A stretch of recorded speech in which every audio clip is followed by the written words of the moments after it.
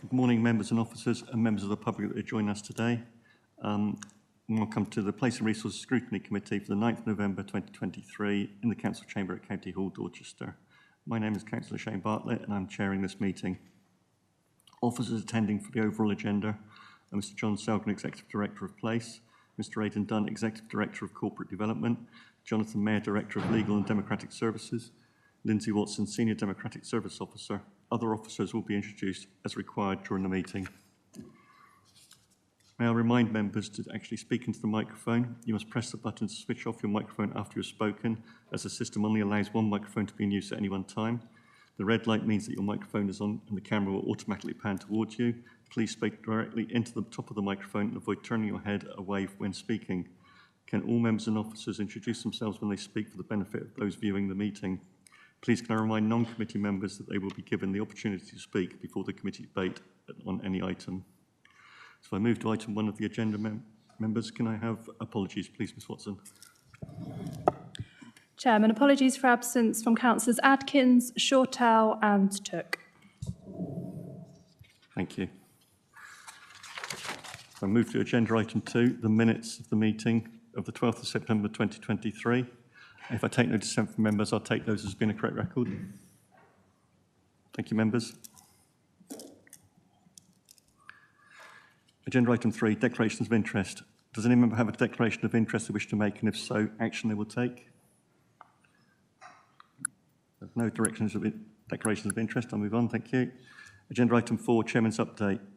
Summer demand note produced by Graham Duggan, Head of Community Public Protection. Mr Duggan. It's John Newcombe. I beg your pardon. It's John Newcombe. Thank you. Is that for me to present now, Chair? Thank you. Yes, Chair. I'm here presenting on the summer demand piece on behalf of Graham Duggan. My name's John Newcombe. I'm the Service Manager for Licensing Community Safety.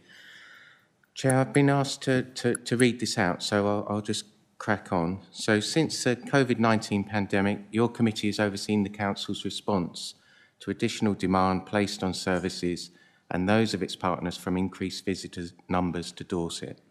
This has been valuable engagement and has highlighted areas of good practice which have been incorporated into business as usual.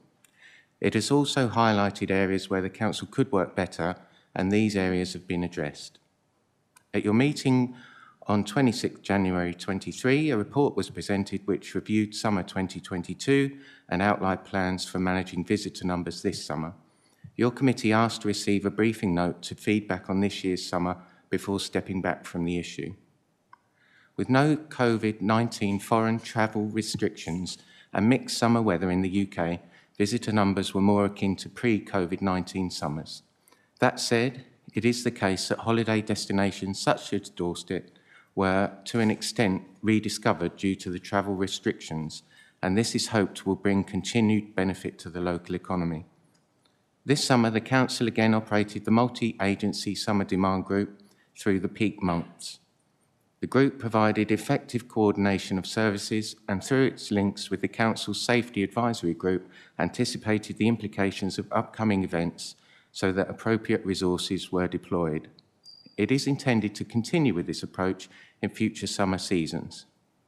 During the pandemic, the Council provided multi-agency command centre via a contractor to ensure swift and effective communications at times of peak demand. This was funded by a government grant, the COVID Outbreak Management Fund, COMF. This summer, call handling was managed by the Council's Customer Contact Centre, which performed very well and reported into the summer demand group. Again, this approach will be utilised going forward. There was a final allocation of funding from the COMF of £160,000, and this was allocated in the following manner. Coastal Town Visitor Management, £25,000, additional toilet attendance and cleaning, £15,000, extended operation of the Gypsy and Traveller Transit Site, £10,000, additional community safety patrols, £37,000, extended daytime CCTV monitoring, £10,000, extended safe space provision in Weymouth, £35,000, traffic management, £6,000, additional waste management, £15,000, and other miscellaneous expenses of £7,000, bringing the total to £160,000. All of the above activities have been well received and contributed to another successful summer. There will be no funding from COMF next year, so it's important to focus on what we can continue to achieve at low or no cost, such as the Summer Demand Group and the Customer Contact Centre. Visitor numbers this summer were thought to be around a pre-COVID season, and as mentioned above, the season passed off well from Summer Demand Group partners' perspectives. Whilst there was no Great Dorset Steam Fair, other events included the King's Coronation, Camp Festival and the Dorset Show, which all went well, with one or two events falling foul of wet and stormy weather. Dorset attracted some new events such as the We Out Here Festival at Wimborne St Giles, and it is testament to Dorset's offer that the Safety Advisory Group engaged with over 300 events this summer, not including the numerous coronation celebrations in the spring. 42 of this year's main events had attendances over 1,000 people, and looking ahead to next year, the SAG, Safety Advisory Group, is already engaging with 3 new events, all with proposed attendances of up to 5,000. The additional funding permitted an expansion of the Community Safety Patrol Scheme and allowed for mobile patrols to be deployed outside of the Weymouth and Portland area for the first time. Officers attended locations as far afield as Shaftesbury and West Bexington. The Community Safety Patrol team averaged around 400 hours of patrolling per month, attended an average of 28 ASB-related incidents per month, and dealt with an average of 68 rough sleepers each month also. During the peak months of August and September, alcohol was seized from a total of 8 individuals causing antisocial behaviour within areas covered by public space protection orders. The CCTV control room also benefited from additional funding, which facilitated an extension of operating hours beyond the 1600 to 0400 standard operating times. This benefited those areas covered by CCTV, Weymouth and Portland, Bridport, Dorchester, as well as county hospital and highways cameras. This meant our controllers were able to liaise with the police on a number of high-profile incidents and provide coverage to the police control room to help enable effective responses. The Safe Space project in Weymouth Town Centre also benefited from additional funding, helping to provide a safe haven for those in need during the nighttime economy.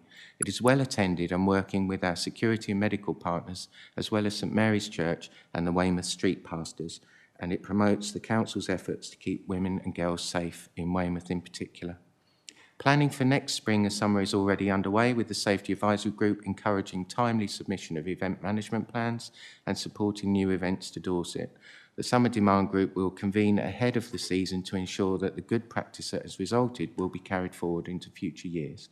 Officers are appreciative of your committee's involvement in helping Dorset to be an attractive and safe place for residents and visitors. Thank you, Chair. Thank you, Mr. Newcombe. Apologies for actually getting the name wrong at the beginning. Thank you. Okay, members, you're aware that we've had these updates and we've had an overbrief on the summer demand problems that were created coming out of COVID. Do members want to make any particular comment? Is there any quick comment that members wish to make, or are we content? I think the situation now is that we can sign this off as a scrutiny committee. Members content with that? Yeah. So I think on behalf of the committee, I'd like to thank the officers and the entire team for all the work you've done during the major holiday season and working under difficult conditions experienced during the COVID bounce back. I think we're really appreciative of all the work that the officers have done. And it's interesting to learn that it's also provided, the experience has provided different working methods, and it's been a bit of a learning curve about having those working practices that have been identified to improve our performance in the future. So that's been a positive that's come out of it. So thank you very much. Thank you. Okay, members, I'll move to agenda item 5, public participation. Ms Watson, do we have any questions from the public? No questions on this occasion, Chairman. Thank you. And I'll move to agenda item 6, questions from councillors. Do we have any questions from councillors, please, Ms Watson? No questions on this occasion, Chairman. Thank you. So I'll move to agenda item 7, review of Dorset Council's tourism service. The recommendation, members, is that the committee notes and comments on the information provided in the report. Okay. And the presenter is Nick Webster, Head of Growth and Economic Regeneration. is to present a PowerPoint presentation. Also attending John Bird, Service Manager of Growth and Economic Regeneration, and Amanda Park for Team Manager Tourism. And we've got Councillor Simon Gibson with us as well, the portfolio holder. Welcome. I'll hand it over to you. Thank you. Okay, thank you, Chair. If possible, I'd like to just give a quick presentation, so I'm just going to share my screen. This summarises the main findings of the report, and obviously there'll be an opportunity to ask any questions afterwards. Okay. So what I'd like to start with is effectively, we're talking about a Dorset success story here. We've got a sector here which is critical to the overall success of Dorset economy. It's valued at around about £1 billion worth and supports about 24,000 jobs within the county. In 2019, we had 17 million visitors. That's people staying overnight, coming down for day trips. And principally what we found through some research we've undertaken is that that was from several main visitor groups. So we've got young families who tend to come along in the summer months. We've got older couples who attend in outer season, kind of out of the peak season time. And then we have younger couples and groups who are looking for quality and unusual experiences. Now, the main visitor markets that we found are primarily from London, the South East and Midlands. That's been the case for a number of years. But what we've also found is that we do get large numbers of people from within Dorset itself visiting other areas within the county. And that can be not just for day trips, but for overnight stays as well. Now, our principal overseas markets include Germany, Netherlands and the USA, but we obviously attract from a wide variety of foreign destinations as well. So we're talking about high-performing, high-quality sector. Now, the council within that play quite an active role. We've got the Visit Dorset team, which is a dedicated, small but dedicated team of officers who promote the sector and work in collaboration with a number of industry bodies. And they support over 400 business members through the Visit Dorset website and through wider industry support. So that can mean training, can mean collaboration, it could mean lobbying a government, for example. And they lead on these things. So as I've mentioned, they've got visitdorset.com. They do digital, print and social media marketing on behalf of the county and the sector. They look at coordinating research, which is then disseminated to businesses so they can understand better their target markets. And they signpost to other forms of business advice and support that might be available for tourism-related businesses. Now, just in terms of kind of what that reach means, or what reach the team have got, last year they achieved over 2.1 million website visits. That's an increase, I believe, on the previous year's figures. And they've got an increasing social media presence, which again has shown an uplift from the previous year. They've recently produced and managed town websites for Sherborne, Lyme Regis, and have recently taken on a similar facility for Swanage. So they're working in partnership with local towns, local councils across the county. Now, the financial model to pay for this is effectively, it does come from within the council's budget. There's a gross cost to the Dorset taxpayer of £370,000. But because of those business memberships and promotional services, the team was able to generate an income of approximately £100,000. Now, that's been problematic, as you can imagine, given the current financial state of play in the UK. And we've had to have a balance between that need to kind of increase the increasing cost of membership and the drop in, potential drop in business sign-up. So there is limited potential to increase the income generation through that model because effectively we might price people out of the membership. We are aware that in other areas in the region they've struggled to make or struggled to maintain income because this is a model that is used elsewhere, but we seem to be better performing in a number of other areas in the southwest. Team do a lot of work in partnership. This is obviously a collaboration between the council, partners such as the Chamber of Commerce and Dorset Tourism Association. I'm going to go into a bit more detail about them, but also the individual businesses and members of Visit Dorset as well. And I'd like to talk about the kind of regional, county and the local level. So on the regional basis, the team work with the Great South West Tourism Partnership. That's an organisation that covers the whole of the South West, has a lobbying role on behalf of that wider region, has that kind of relationship with government, with Visit England, and can begin to deal with those really kind of key cross-cutting, cross-county kind of issues that we have to deal with.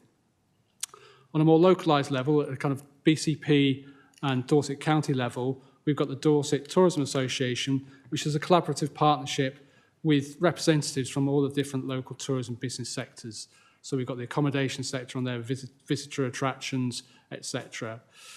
Now, the role of the Dorset Tourism Association is to inform and enable that kind of sharing of ideas so that the council is aware of some of the challenges and opportunities that are facing the sector, and we begin to use that information to start lobbying government for support or for solutions to those problems. As I say, that's a joint organisation with our colleagues in BCP. The team do have partnerships with local towns. So, as I mentioned, they provide micro websites for several of the towns, and that's increasing that number. And they also deliver marketing services for other partners, such as business improvement districts, the museums partnership, and the recently formed North Dorset Tourism Group as well. So they're beginning to get that kind of collaboration and partnership working across the range of the county and with a range of different partners. Just I've got a couple of slides here on the future of the industry and some of the kind of issues that we're dealing with at the moment, and there'll be an opportunity for us to expand on some of that during the questions. But local visitor economy partnerships are a new entity that came out of a review that was undertaken in 2021 by government, which was looking at destination management organisations. So those are organisations responsible for the promotion of areas, and Visit Dorset is one such organisation. It was found there's over, I think it's 238 of those across the country. Government obviously want to have a relationship with a smaller number of bodies regarding tourism. So they've promoted this idea of local visitor economy partnerships, and that's something we're looking to explore with our colleagues in BCP and Visit England. So we're actively pursuing that as a kind of transition to this local visitor economy partnership. And the two local authorities would lead on that work, but would obviously involve partners such as the Dorset Tourism Association. One of the things I think that's been very well remarked upon recently is that the team are increasingly looking at marketing the whole of the county. If you look at the visitor numbers, it's become no surprise to you that a majority of visitors come to Dorset for the coast and the coastal experience, and they stay in that kind of coastal belt. What the team are looking to do is to work to spread the benefits of that visitor spend across the whole of the county, to try and get that money into some of the wider kind of rural areas where there's equally good tourism offer. And they've been doing that by running specialist marketing campaigns such as the Dark Skies campaign. They've been promoting businesses in those rural areas on social media, and they've been highlighting the uniqueness of rural Dorset to our kind of target market, to try and get people to kind of extend or look at where they might stay. Just a couple of other things that I think are important for the industry in the future. We're aware that, and this is feedback we're receiving direct from businesses and from partners such as the Dorset Tourism Association, that the sector does have a labour and skill shortage. That's not a surprise, and it's probably similar to a lot of other industrial sectors across the county. But businesses are reporting particular skills and labour shortages, and that is a problem for them because obviously it limits their capacity to undertake services and can limit their business profitability. Average wages in the sector are lower than the local Dorset average wage, and they're also lower than other key sectors within Dorset economy as well. However, there is an increasing need for higher skilled and better paid roles within the sector. So a lot of digital skilled roles, marketing, promotion, a lot of that management type of role. There are those opportunities for us to kind of grow that sector and address that low average wage. And then finally, again, it comes as no surprise to you, but there is obviously a seasonality within the kind of Dorset tourism economy, as you'd expect, with a number of kind of other areas as well. And what we're looking to do is grow the out-of-peak season, those kind of shoulder months, which are kind of the March, October, November type months, so that we can get more people and visitors into the county, which basically expands on the kind of the range of opportunities, but also the kind of for the businesses, it gives them an extra income over those months as well. There are challenges because there's a lack of infrastructure. So if you come to Dorset in those months, there's a lack of things to do. Some of the attractions are closed or have got limited opening times. So we need to work in partnership with those other organisations to make sure that when people come in those out-of-season times, there are things for them to do.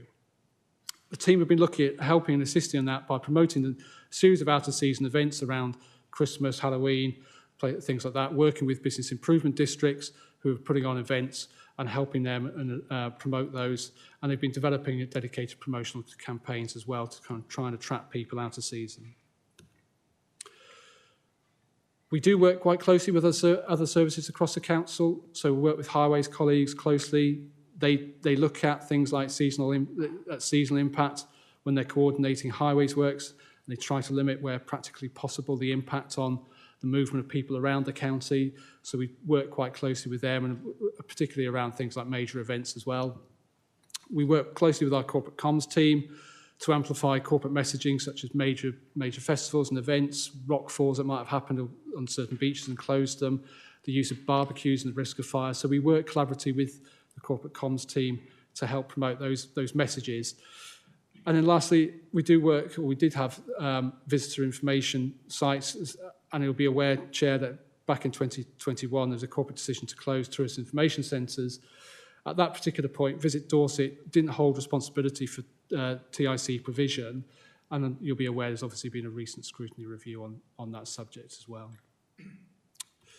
So in summary, I think I'd just like to say that Dorset is a popular destination, highly thought of by visitors, offering a high quality and good value for money offer, supported by a small dedicated team working in partnership with regional, county and local partners. There is some uncertainty around the transition to the local visitor economy partnership model because government haven't set out exactly what that will entail and what roles and responsibilities will be passed down.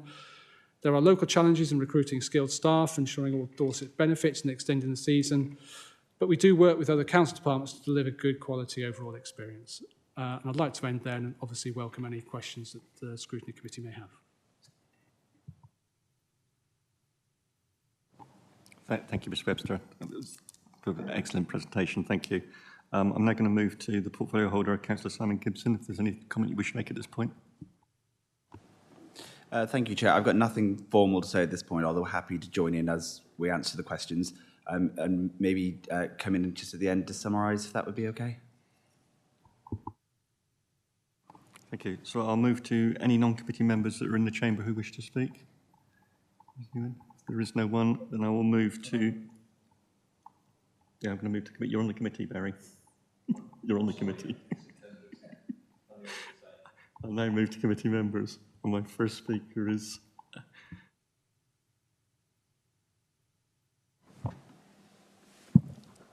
Okay, Councillor Barry Gorringe, St Leonard's and St Ives ward. In my ward, I have the best country park in the county, i.e. Moores Valley. What I'd like to know is, how is that supported?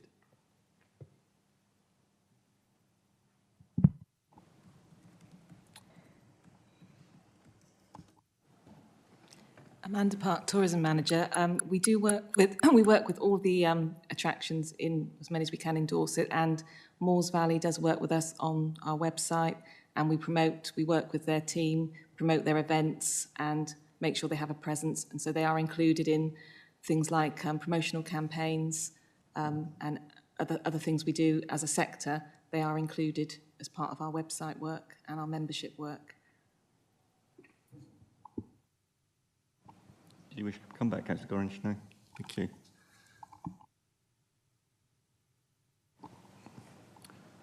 Councillor? Yeah. Thank you, Chair.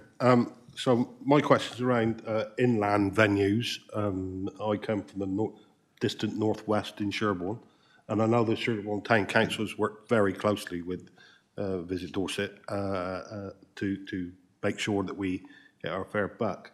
But my question is, we're getting a lot of visitors come through Portland Port now, and I don't know how well inland venues are being promoted by Visit Dorset, and I just wonder if there's anything else we can do to that, because there's thousands of people docking in Portland these days.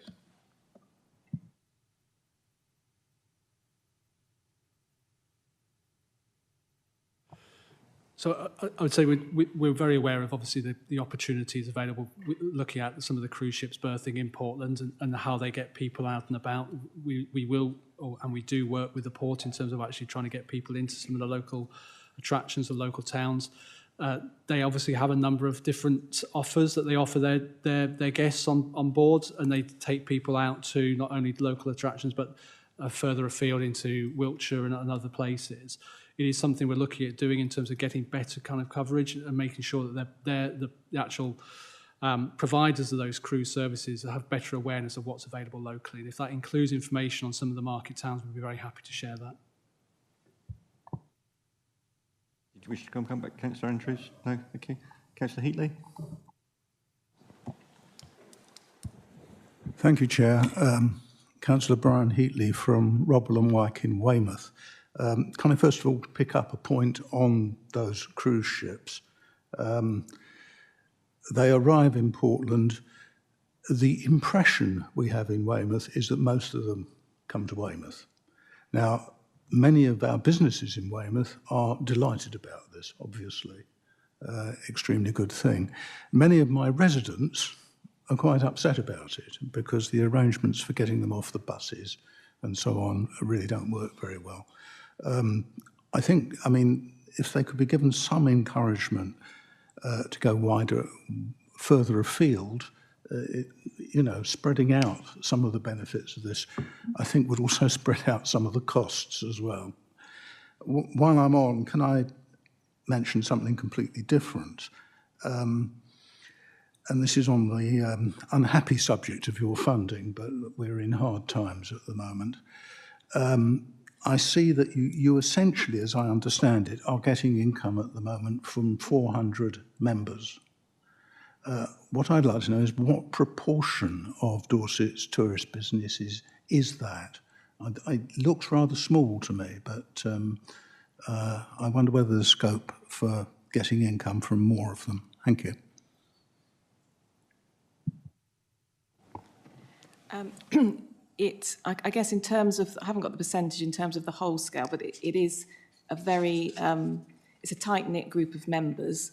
We do go out to, we don't only work with individual members, we work with groups as well. So we work with the Museums Partnership, for instance, or we work with we're getting money directly from town councils or bids to promote a whole area. So although, for instance, we work with Sherborne Town Council, we will be promoting the whole of Sherborne and the surrounding area of Sherborne. So there are ways and means of working with the wider industry. The 400 members of 400 businesses that have decided to directly pay us for promotional services, but that's not to say that we're not promoting wider through other partnerships as well. So in terms of the actual volume, I would say Dorset Council has a very strong, compared to other destinations around us, has a very strong membership model, which has been very productive post-COVID as well, which other areas have struggled with. So it's quite a positive relationship with business members, but we do try to promote the whole industry, not just the direct people that are paying as well.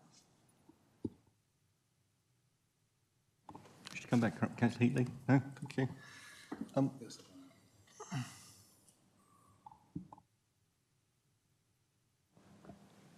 Yes, thank you, Chairman. Councillor Ray Bryan, portfolio holder for Highways, Travel and Environment. I'd just like to point out to Councillor Heatley that the traffic management side comes under my banner, and we're working very closely with both the port and the operators to make sure that we try and smooth out the flow of traffic.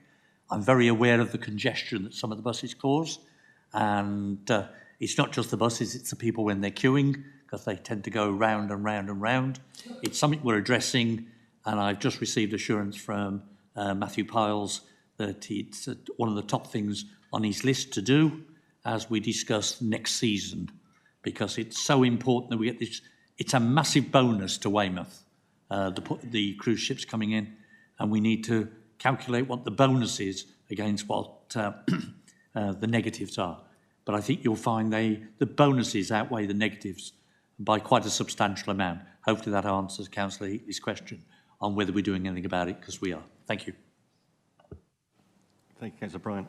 Mr. Piles' list gets ever longer. I'll be surprised if you're still on his Christmas card list, actually. So if I just move to page 13, the colour wheel you've got there, which I thought was really interesting with some of the figures that come out in that. And some of it was really surprising. I would have expected the camping and the caravanning to be higher than the 18% that's within that colour wheel. It's on what type of accommodation did you and your group stay in when you did your survey. And at hostels, it says 0%, which again surprised me in terms of youth backpacking around the country and that type of thing. And I just wondered whether at Dorset Council, do we actually own, operate or run any hostels, any youth hostels? Do we have any within our estate? I would have to check with colleagues in the Estates Department, but from the point of view of Visit Dorset, no, we don't do anything directly. I think it's unlikely that we do anything, but I'll check that and get back to you when I confirm with estate colleagues.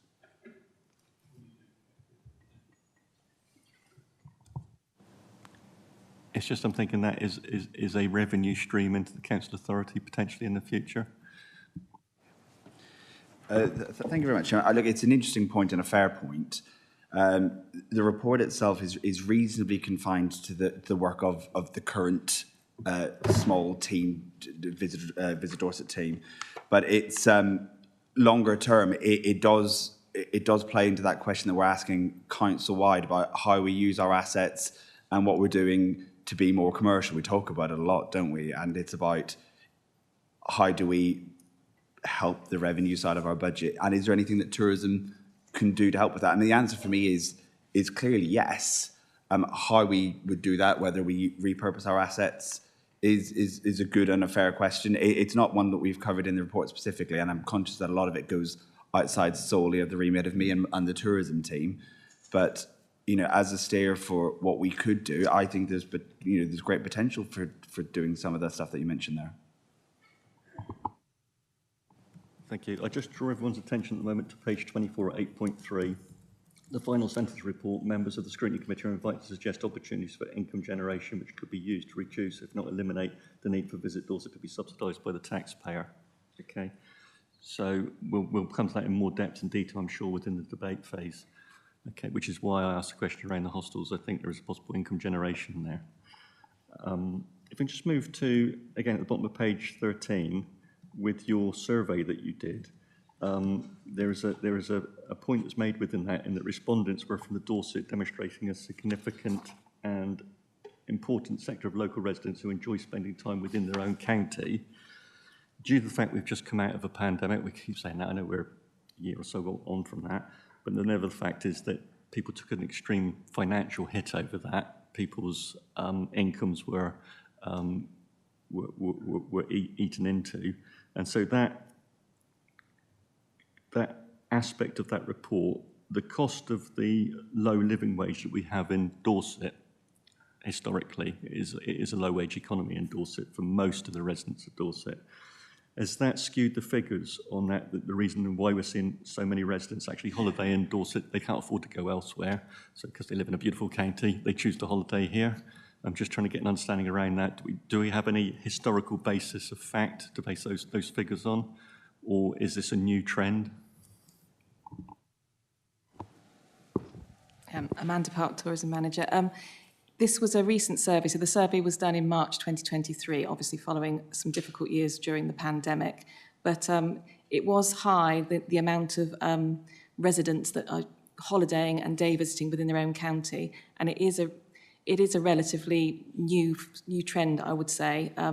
It's become, during the pandemic, you couldn't travel far. The cost of living has meant fuel prices, and basically families who may have gone abroad or may have gone to Cornwall or Devon are finding that they've got the attractions and everything they need within their own county, and have saved money by holidaying and day visiting within their own county. So it's good for the area, but it is something that we haven't had in previous research, such a strong amount of local residents. Thank you. It'll be interesting to see then over successive years how that pans out, whether we've captured that local residential population to keep them in Dorset and keep them holidaying here. It'll be an interesting piece of work as we see that goes on from year to year. Thank you. If I can just move now to 3.4 at page 15. Are town councils being pointed in the direction of Visit Dorset? How much work has gone on in the background of that, of actually engaging with all of the town councils to offer them that facility? or is it left for town councils to actually approach you? Do you actually go out progressively and try and talk them into it? Yes, so with town councils, again, since the closure of the TICs particularly, town councils are looking to promote their own towns and feed into our wider work that we do. So it has become an increasing trend for the town councils to come to us now, which is good. They come to us and see how we can help them. So we offer out our services to all town councils, and some have decided to take up things like mini websites. Others, like say for Dorchester, for instance, they haven't got a mini website with us, but we work with them on promotional campaigns and work closely. So we are now working very closely with each individual town across Dorset to see how we can build on their promotion and work with them. So it's a very positive relationship that has actually happened over the last couple of years. And just to add to that, Chair, sorry if I may, I think that model works quite well in that the Visit Dorset is promoting the whole of Dorset, the whole of the county, both the coastal and the rural offer, the market towns offer, but it enables flexibility for those towns to work with the team to have specific content that can be promoted through Visit Dorset to enable businesses and visitors to take advantage of what that local offer might mean. So it gives us an element of flexibility alongside that promotion of Dorset as a greater entity. So I think from our point of view, it works quite nicely from that perspective. And I think some of the towns have obviously benefited from it. And you can see that we've had an increasing number of towns want to get involved in that website offer that we're offering to them. And you include the bids in that as well. And that's from the report. And are you getting good buy-in from the bids? Yes, we're working closely with Wimborne bid particularly and Weymouth bid at the moment, but it's open to any bid to work with us, and we do regularly contact bids, town councils and other local organisations such as the Museums Partnership to offer them our services. So yeah, across the board we do work with bids and town councils. Thank you. If I can just move to page 17, 5.5. We talk about the DTA board. What do they cost the council? What is their budget? What is their budget? Great ideas, but don't deliver. So they come up with all the ideas, but don't actually deliver on the ground. So in terms of a funding term, is it the best use of council funding? Are we using the finances in an appropriate way? And how does this work with tying into those bodies that are delivering on the ground? Thank you very much, Chair. Good question. As I understand it, we don't provide any direct funding to the DTA at all, although there is an element of officer time to help with some of the administration and support of the body. The DTA, from my experience, it's been run up until very recently by Richard Smith, who was at the Tank Museum for a number of years. He's actually just headed on to Pastures New, and just for the record, I think he's done a tremendous job on behalf of Dorset Tourism. Where its real value for me is it's really, really good at bringing some real industry leaders from within Dorset around the table to share their experience, to let us know what's happening with the sector on the ground. And it allows us to hear from them and for them to hear from us. And given that it's a tiny cost to the council, I find the information that comes from those meetings to be really, really valuable. And we might get into the conversation later on about things like the destination management organisations and the LVEPs. But the DTA, for me, is really, really critical in being able to make the link between the local authority and the businesses that are actually delivering tourism on the ground. If we go to 5.9 on page 17, how do we assess if these towns are getting value for money? So this is you'll visit Dorset. What increase has been created in the local economy through their working? Do we have any figures yet that would support that? I haven't got the actual figures in front of me, but we do, all the work we do is on a contract basis with town councils if they pay in to do a mini website, for instance, and we do regular analytics with them to see how many visits the website's had, what the effect is on the area. So we have got those figures. I'm afraid I haven't got them to hand, but we do regularly report back to them. In your opinion, is the feedback that you're getting positive? Yes, extremely positive. For an example, Lyme Regis Town Council, I think it was John Selgren recently had a visit with the town clerk there who said he was absolutely, astounded by the amount of good partnership working that Dorset Council is doing with the town council and how beneficial it has been, and very, very pleased with the outcome. Thank you, that's good news. Okay, so if I can move to 6.6 on page 18, Partnership Tier 2, the LVP. I do love acronyms. I'll find it in a minute.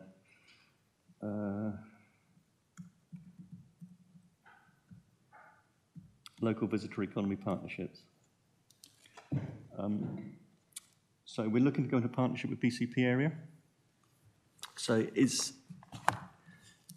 that independent? Do we retain our own independency around that, or is there a risk of becoming the poor cousin to BCP? Because we're a rural authority, they're an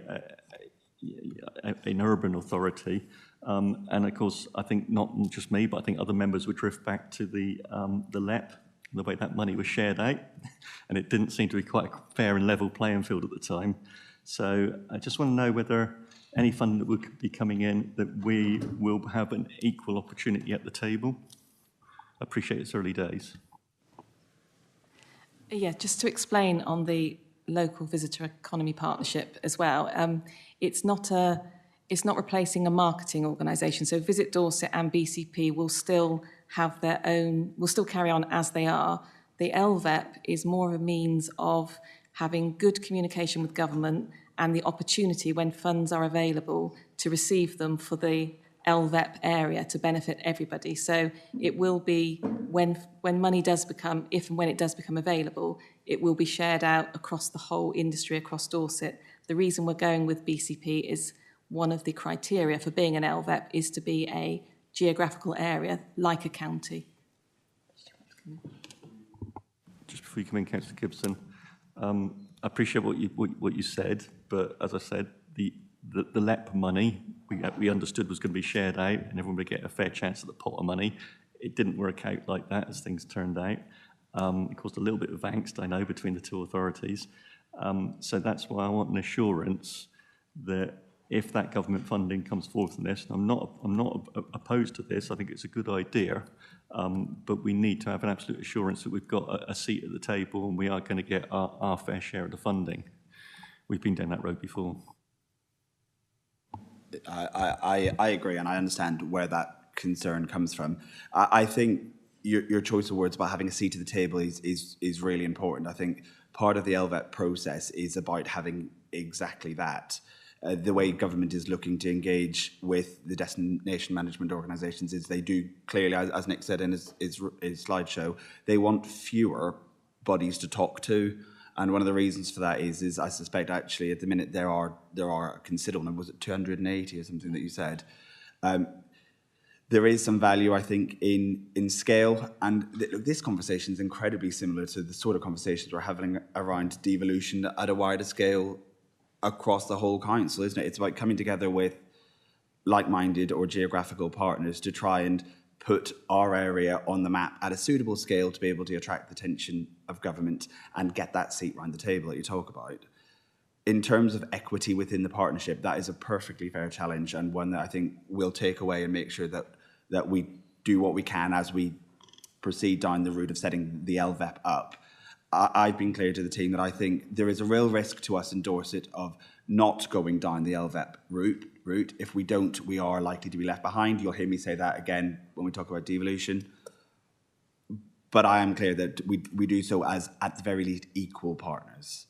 And that's for us to go away and take away. It's a point well made, and hopefully that gives you some reassurance. Yes, thank you, Councillor Gibson. And you know my views that I'd like to see a Southwest regional powerhouse. I think it brings you far more influence in that. So if I just move to 6.9, 6.10 on page 19. you talk about promoting Dark Skies, rural events, businesses and social media through the Visit Dorset. What was missing in that report, and I was quite surprised, was history. We are a county that is absolutely, totally embedded in history. Towns such as Sherborne, with your two castles. And I think we need to highlight that. We talk about getting the public away from the coastal region, that coastal band, but actually go into the depths in Dorset, into the green hinterlands. There's a fantastic amount of history there, everything from Iron Age hill forts to castles, to ridgeways, and I think we that's something we need to actually take into consideration and start promoting that as well. Apologies on that. Really, for the report, that was some fairly new campaigns, the Dark Skies, the rural events. History is one of our key drivers for our marketing campaigns, and we have a year-round content plan for marketing, which does include all of those areas. Apologies, it's not in the report, but we do. Obviously, we will. It's one of our most important assets alongside the Jurassic Coast. You've got the backdrop of the historic area. So, yes, it is taken into account, but I take your point. Thank you. Absolutely no need to apologise. It's Scrutiny is here to give a fresh pair of eyes to it and to help. That's what we're here for. So, it's 6.14 on page 20.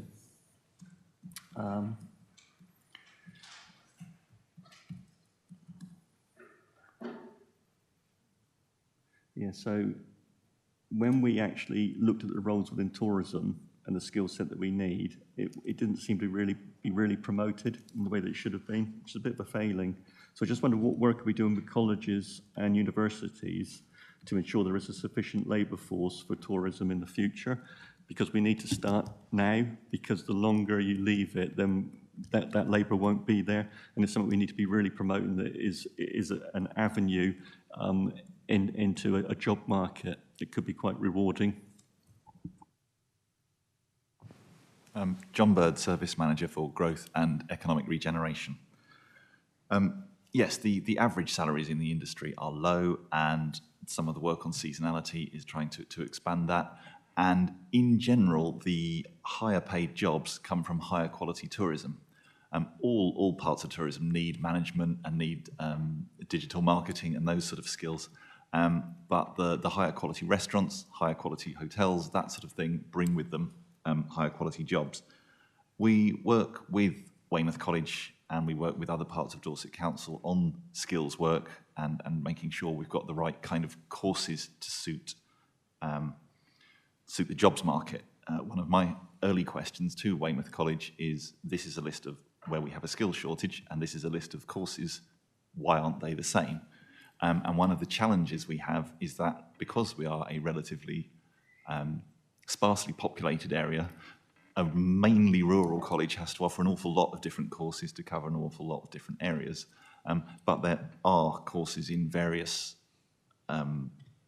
fields that support the visitor economy within those colleges. We've recently had the Dorset Local Skills Improvement Plan produced, which has been led on by Dorset Chamber, but with collaboration from employers and organisations such as ourselves and colleges across Dorset. And the needs for skills are again addressed in that.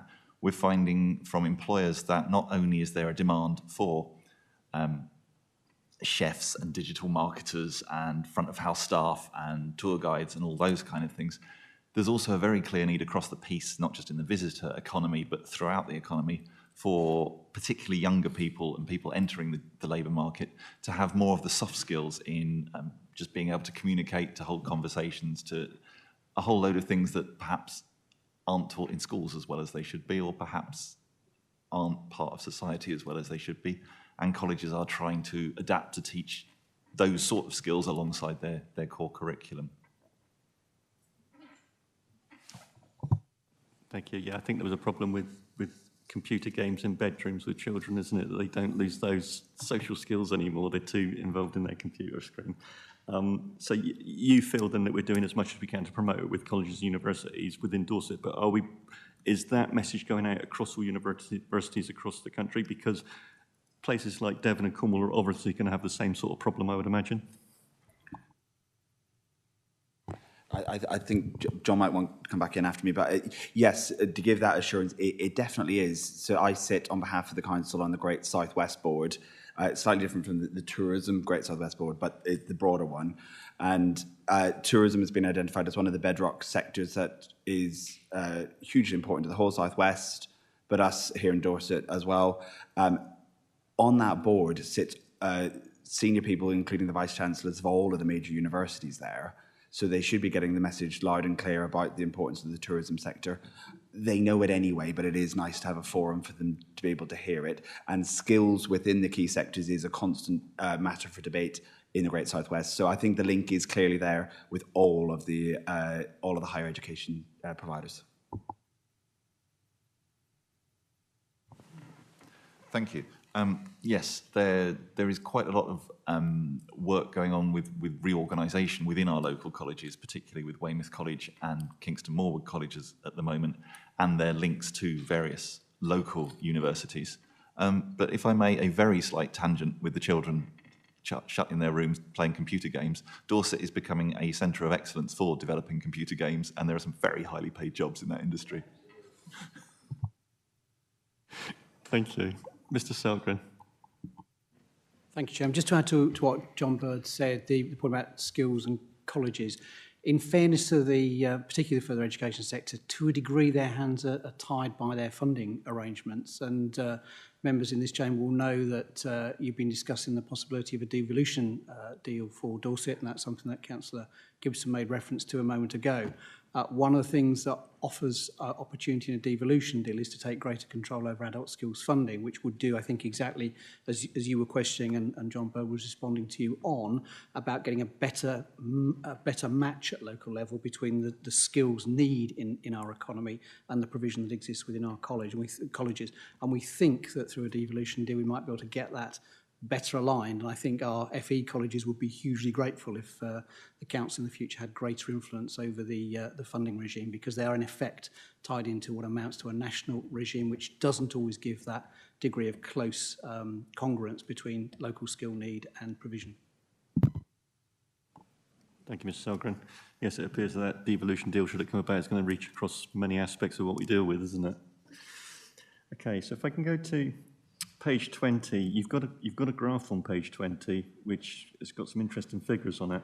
Can you explain the drop in numbers in April compared to the March? And it's more than halved from the March period, and then it rises again in the May. Is that potentially due to the Easter period? And also, I was somewhat surprised that the July and August figures seemed comparatively low, considering that was through the summer holiday period of the schools.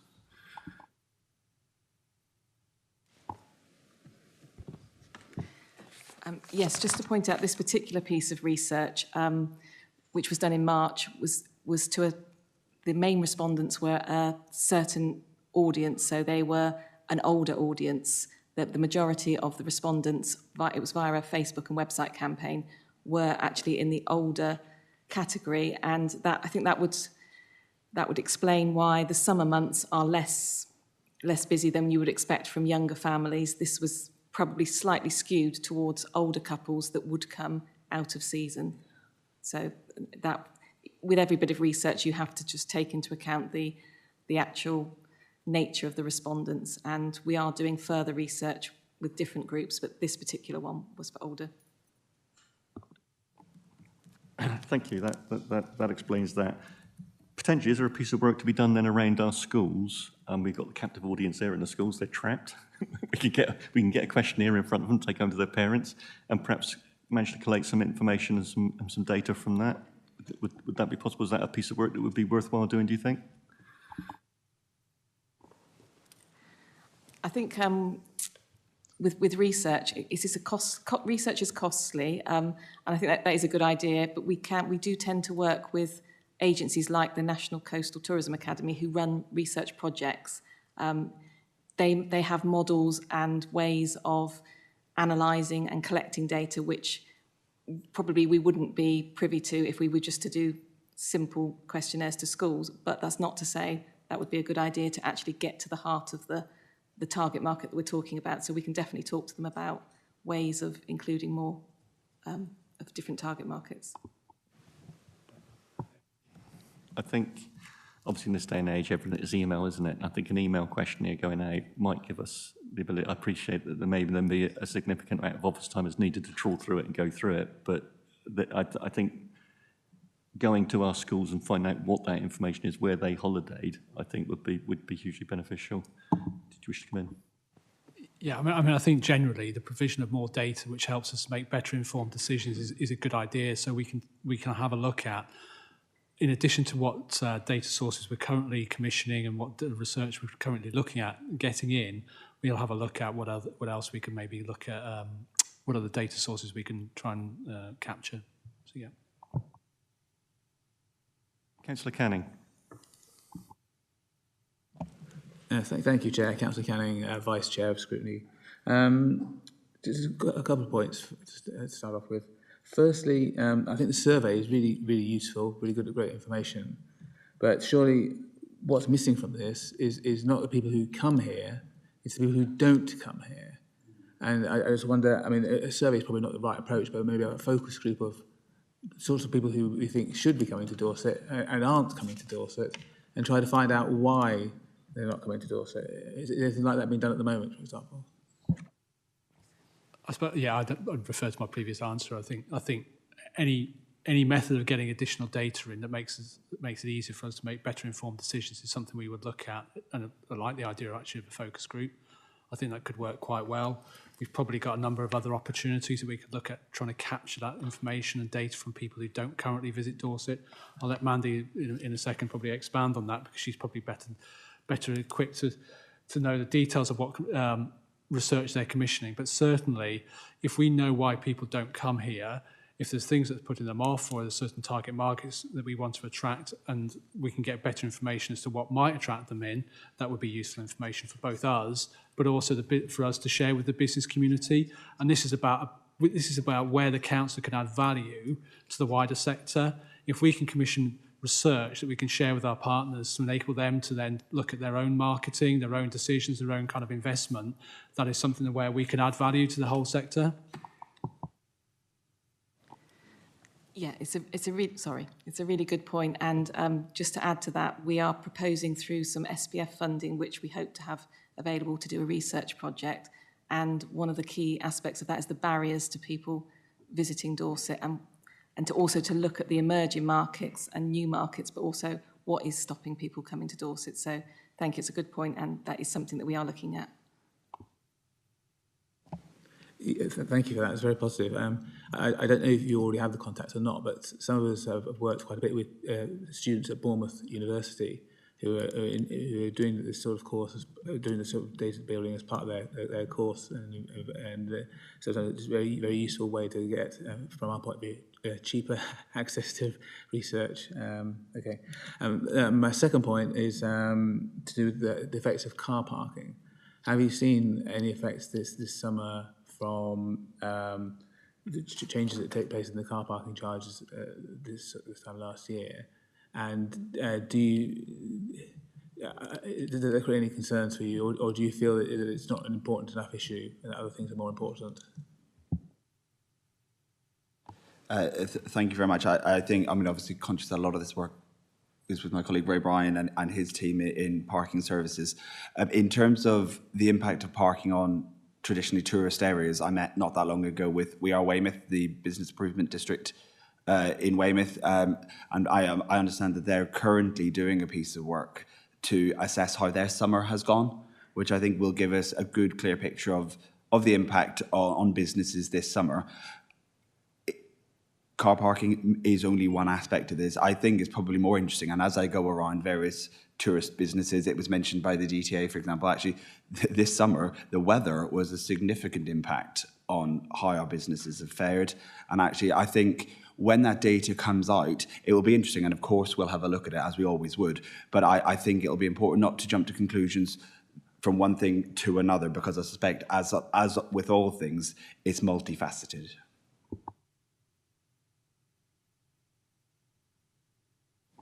Councillor Bryan? Yeah, I think it's absolutely essential that we identify what has happened over the last few months as far as car parking is concerned. Yes, we had a reaction to our car park charges. I don't deny that. We've dealt with it. But I would point out the fact that it's very noticeable on the usage of the car parks. When the sun shines, they're full. When the sun doesn't shine, we're noticing that people are travelling to other areas. So whilst Weymouth may suffer with the weather, there are other areas that gain from the tourist, because tourists want to go somewhere. So yes, we have noticed some of the or the growth in empty spaces in some of the car parks, but it's only on the wet days, and I think we need to keep that firmly in our view, because I mean, last year I couldn't provide enough car parking spaces. The season we've just gone through, we have had some areas that I would like to have seen full, but as you know, there are plans afoot to increase the amount of car park spaces we have in Weymouth, ready for the coming season, where I'm sure we'll see an improvement in the weather, and we won't have this continual question coming up about car park charges affecting the usage, because we're not seeing that. In all honesty, we do not see that happening. If I did, I would react to it, but we're not seeing it. Thank you, Councillor Bryan. And obviously, it has been a huge concern for residents in terms of those car parking charges. So I don't really want to make light of it, but I did stop a couple of young ladies in Wimborne last night who were about to put money in the machine and reminded them that after 6 o'clock the parking was free. I'll get my purse out later and reimburse you as the portfolio holder for car parks, okay? So they just make, yeah, Councillor Bryan. I might react to that outside this meeting, Councillor Bartlett, but I would point out, if you're talking to residents in future, can you point them towards the permit, please? Because we introduced the permits for the residents, and whilst they've been taken up quite well, we still need to look at it as a way of protecting our own residents, but still maintain the income that we get from parking, because with my other hat on, which is highways, it does help fund the highways and keep our roads in such good condition. Thank you, Councillor Bryan. Yes, it is. Unfortunately, car park charges are a necessary evil in this day and age, aren't they? But they are needed for that highway maintenance. If I can just move to page 21 at 7.5, and this was disappointing to read this in the report, which is obviously is not within our remit, and Councillor Bryan no doubt will have something to say about it. And it's the Department for Transport and their view about traffic-sensitive routes for tourism and how they're going to change the policy. And that was disappointing to read that. We live in a county where there is very little in the way of rail infrastructure that's left. And so most, as is highlighted in the report, that most of our tourism comes in via the road network. We know that we have a constrained and difficult road network through Dorset. It's a rural county. We're used to tractors on the road, but as we progress ever more to the 21st century, we're seeing more car traffic. So I don't see how this policy change from Westminster makes any sense. The government is instructing us to drive the local economy. That's what they're driving us to do. We've seen that licensing, sitting out licenses are now determined within a 5-day period. Everything is rapid to try and get the economy going. And I believe that this is a risk, and it's going to hamper our traffic movement across the county. If we get a bad reputation nationally, it's not going to encourage tourism to come into Dorset. It's going to then affect our economy. And we need, I think, an assurance to make sure that we've got those that we've always had in the past, those traffic-sensitive routes, open during the major tourism periods. So I just wonder what your thoughts were around that. I appreciate it's not of our doing. It's coming from on high. But I would like, nevertheless, a comment around that. Thank you. Chair, with your permission, could I invite Neil Turner, a colleague from Highways, to address that question? Thank you, Chair. So the Highway Services Traffic Team administers the Council's network management duty with the purpose of facilitating efficient movement across the highway network. We currently operate a road space permitting scheme, and that within that scheme we consider the timing of works when we determine permit applications, and we do consider factors such as seasonal impact on the network at the moment. But as you say, the DFT have changed those criteria, which means that we can no longer solely identify a route as being traffic sensitive just because it is a tourist route. For us, we've not applied that new criteria yet. We will be doing when we next review our traffic sensitive criteria, which will be March, April next year. But there is still a facility, so there is still quite a long list of criteria that apply, and we do still have the ability to draw embargoes around tourist attractions and towns in Dorset. And we will still be able to consider timings of works over key holiday periods. So, sorry. Thank you, Chair.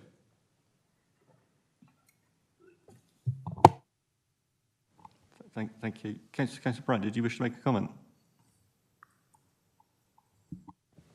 Yes, I would like to point out that whilst we can do our best to keep the roads clear, unfortunately, we're still very reliant on utility people to try and help us on this. Councillor Bartlett, you are close enough to where we're going through quite severe difficulties with SGN on keeping the roads open. And these are the sort of things that do throw a bit of a spanner in the works, because yes, the team do organise it in such a fashion that we try not to affect the holiday season. But there are certain times of the year when we are forced into doing the work. We can't do work when the ice is on the ground, snow's on the ground, or it's extremely wet like it is at the moment. So I just, because this is going out to the public, and I want to make sure that, yes, we control our own roadworks, but the emergency that keep cropping up from the utility providers, and we've now got the broadband providers also wanting to do work. But we're creating, unfortunately, a bit of a problem going forward, because we can keep the work away, but sooner or later that work is going to have to be done. But as I say, we adapt to the needs of the local area, and the team do a great job, to be honest, on keeping the traffic going as much as they do. Thank you. Thank you. Yes, as I say, I appreciate and understand that we do our work around our own road network, and we try to accommodate those tourist periods, and obviously it's seasonal. I appreciate that. My question was more directed at the routes that are national highways, that they're responsible for, and I'm guessing that's what this is directed at, is that it's their road network that they're responsible for, that some of that is traffic sensitive routes. You know, we know that coming down the M3, M27 is a main route in from London and the central spine of the country into Dorset. And it used to be the gateway into the southwest.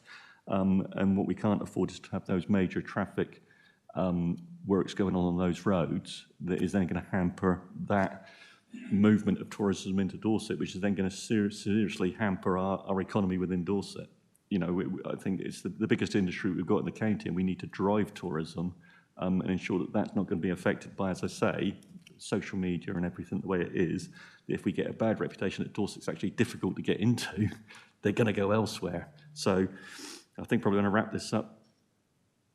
Councillor Bryan, you know what's coming. It's going to be for you to go to government and actually start banging the door there. Okay. Do you want to come back?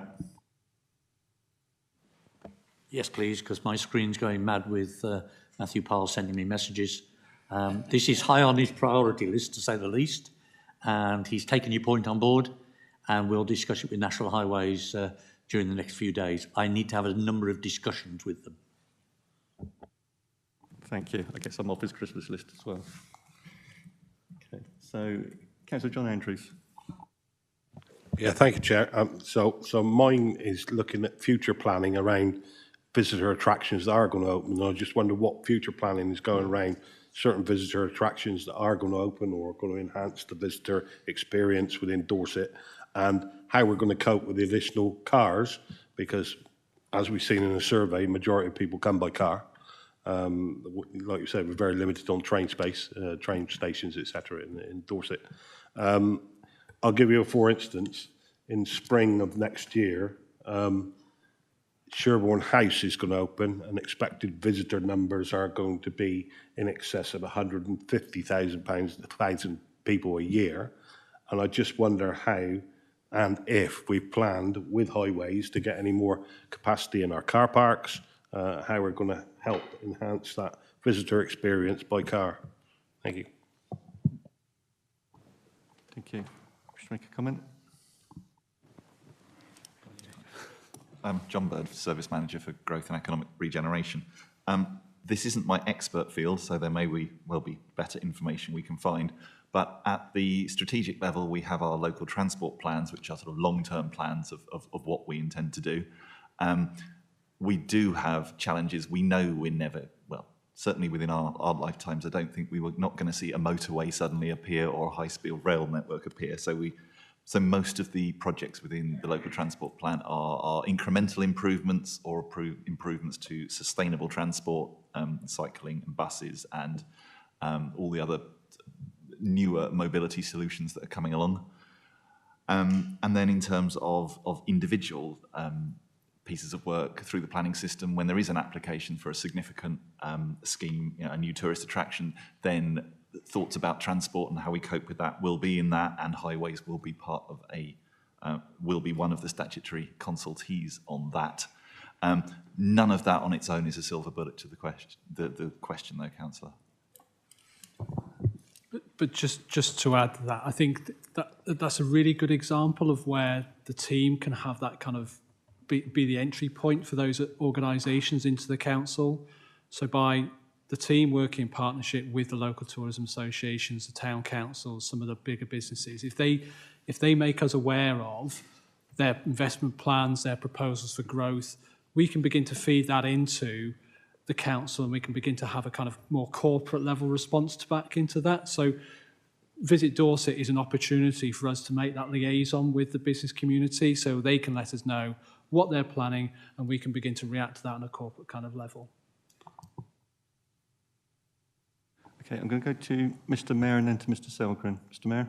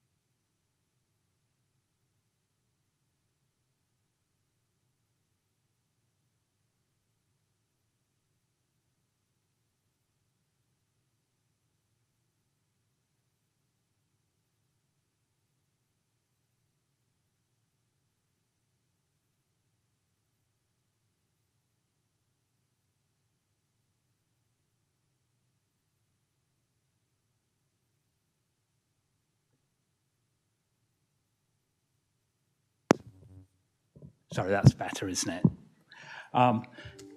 And for reports to bring forward proposals, opportunities for scrutiny with a greater focus and through a lens of our 12-point, wherever we are at the moment, our £12 million in year overspend. And so in section 8 of the report, in the financial implications, we do make that point that the council's overall financial position is that we've got a £12 million overspend at present.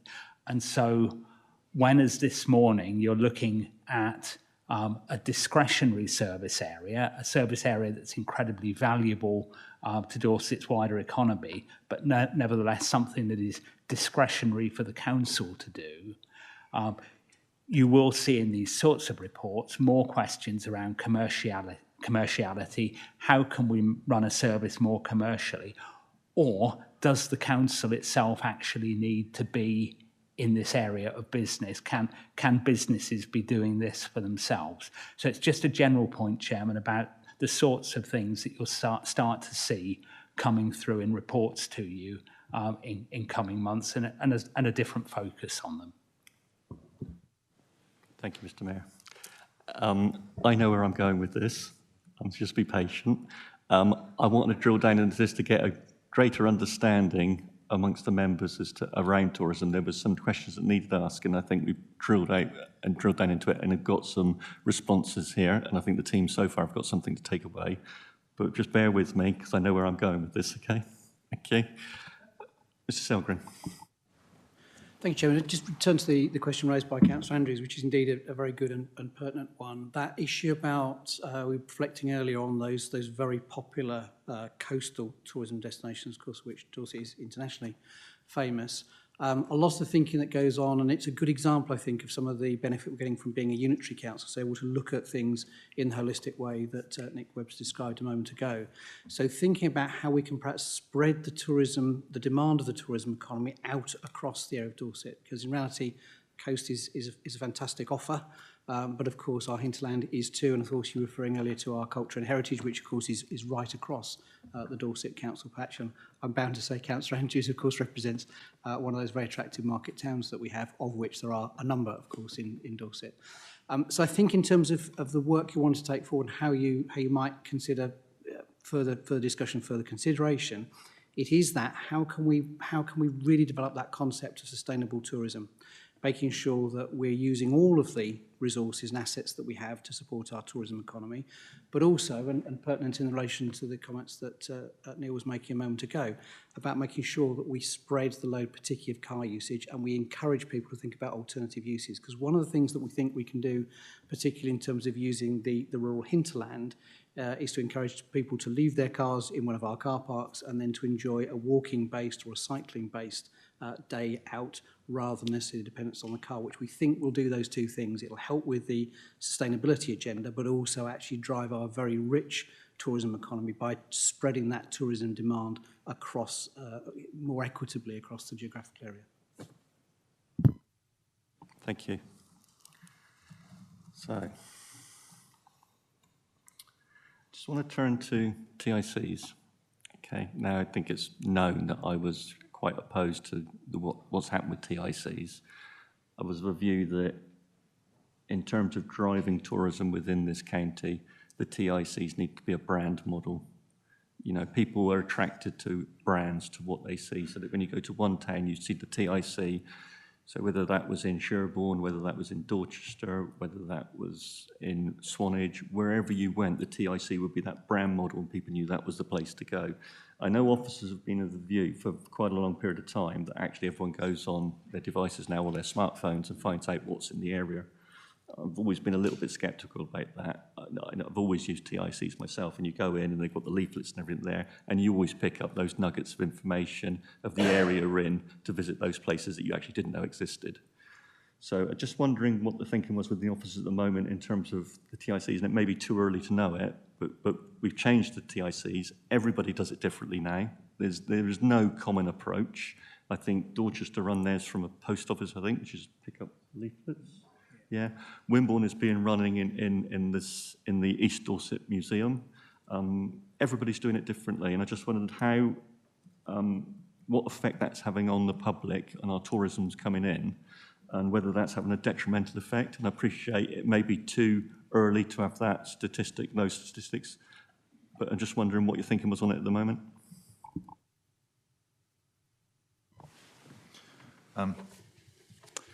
We don't have a firm figure of what the counterfactual would have been had we had tourist information centres and what difference that makes. But we do have some anecdotal evidence.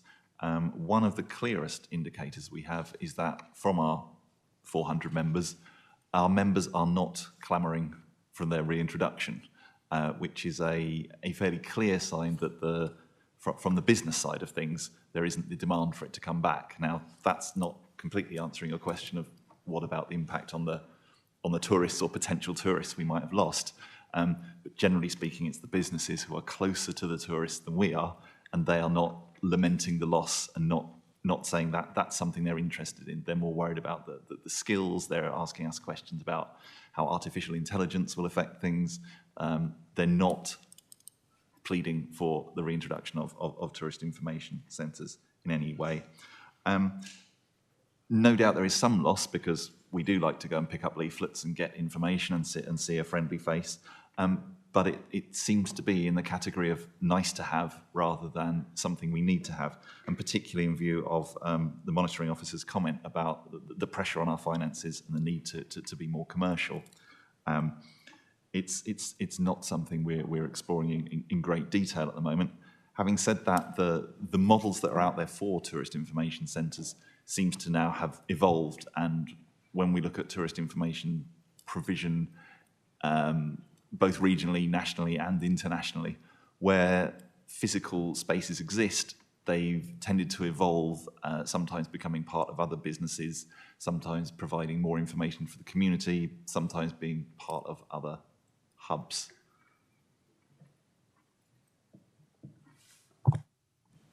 Councillor Gibson. Thank you, Chairman. I mean, I agree with what John's saying, and it from my perspective, tourist information centres have played a tremendous role in the past, and obviously the decision was made before my time in this role, and it's been looked at by this committee as well. But for me, I've always thought when we made the decision to go into Dorset Council and we did local government reorganisation, we were conscious that there would be instances where actually there were services that might, in the new world, sit better with our town and parish councils, where an individual precepting body like a town and parish council could make the decision for their area to say, we feel we've got a unique offer here, and we feel that from our own resources, we're actually wanting to make sure that that is highlighted and put ourselves on the map. And if you, like I do, represent an area that isn't traditionally touristy, I actually think that that's a fair and equitable way of going about it. At Dorset Council, at a unitary level, I've always felt that we would be best served taking a broad approach to tourism, supporting the whole sector.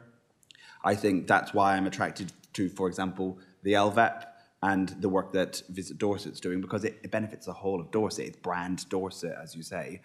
But where town councils want to step up a bit and plug the gap, I actually think there's some really good examples of them doing that.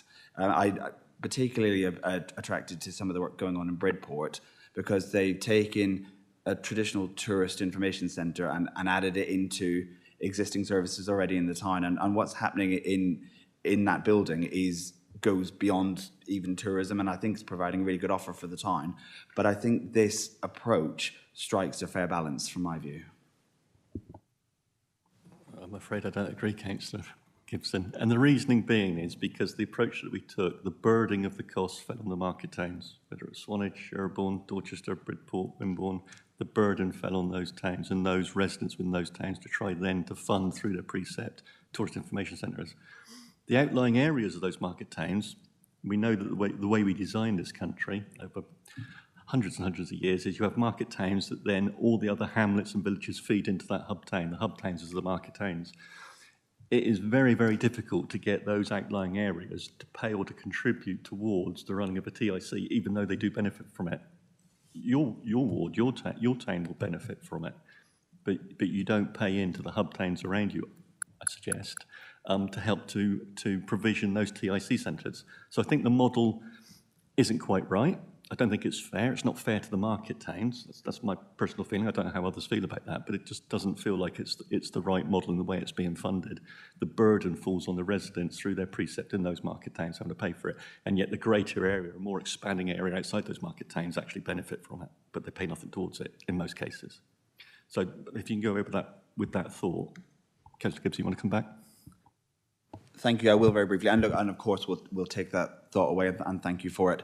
I think in the report, one of the things, aside from what a town council can provide, is actually the role of, for example, a bid or something like a chamber of trade, where you actually perhaps have a slightly more direct link away from the general taxation principle of the precept towards bid levy payers contributing towards it. And I think for me it all comes back down to what does an individual town want to do with its area. If it feels that it can get a benefit from it, then it might well be attracted to the sort of model that we've just discussed. I accept that's a decision for different areas, and I suspect that there's no perfect answer. But I do think this does seek to provide a fair balance. Thank you. So, members, coming to 8 within the report on page 24, the financial implications. So as you will have seen, Visit Dorset's operating costs are some £370,000, of which we get an income of approximately £100,000, leaving a surplus of £270,000 that has to be subsidised by the taxpayer within Dorset. Now, I think probably all in agreement that the biggest industry in Dorset is tourism. It's critical, and really, we need to be more commercial around tourism. So my personal view is that in the 4.5 years, and we're very rapidly approaching the 5-year period of this council, with everything this council had to do, and it couldn't do everything, tourism obviously hasn't received the attention it needed to in terms of making it more commercial. It was never going to. It may have been if we hadn't had the COVID pandemic, but the fact we had a COVID pandemic meant that there was things that we couldn't get to. I think that's a fair comment, personally. So I think the next 5-year term of this council, we need to address the tourism industry within this county to make it more commercially minded. As I said, Mr. Mayor, I knew where I was going with this. So is there any comment that any member wants to make? I've got some suggestions. Okay. So what I'm suggesting is, in terms of in line with our peer review, our scrutiny peer review that we had, what I'm suggesting is that Councillor Canning and I head up a task and finish group with 4 members from scrutiny to meet with officers to explore setting up working groups to do some blue sky thinking. Within the report, you asked for this committee to suggest opportunities for income generation. That's a bigger ask than this committee can do. We need to go across the chamber. We need to draw in the members to set up some working group to do that blue sky thinking. We can't do it as a knee-jerk reaction. This is a major strategic approach. You're looking at £370,000. We've got a £12 million overspend. We need to get this right. So, and we're not going to do it before the end of this council. I think we have the talks now, do the task and finish group, look to build those working groups to go away and do that work with officers to see what we can bring forward in terms of ideas to generate tourism and generate income into this council authority. So I'm looking for feedback on that from members. Councillor Andrews. Yeah, I think that's a really good idea, and it's going to be determined by the next council rather than this council, because I don't know how quick we can get the working groups going together, and we all of a sudden elections will be on us, etc. But I think it's something that needs to happen. I think it's very good value for money. What we do at the moment, 75 pence per resident per year, it's not too bad. But you're right, we need to look at costs, and we need to see how we can get some commercial activity into our tourism area and make sure it pays for itself. Okay, so I'm happy to second your proposal, if that's a proposal.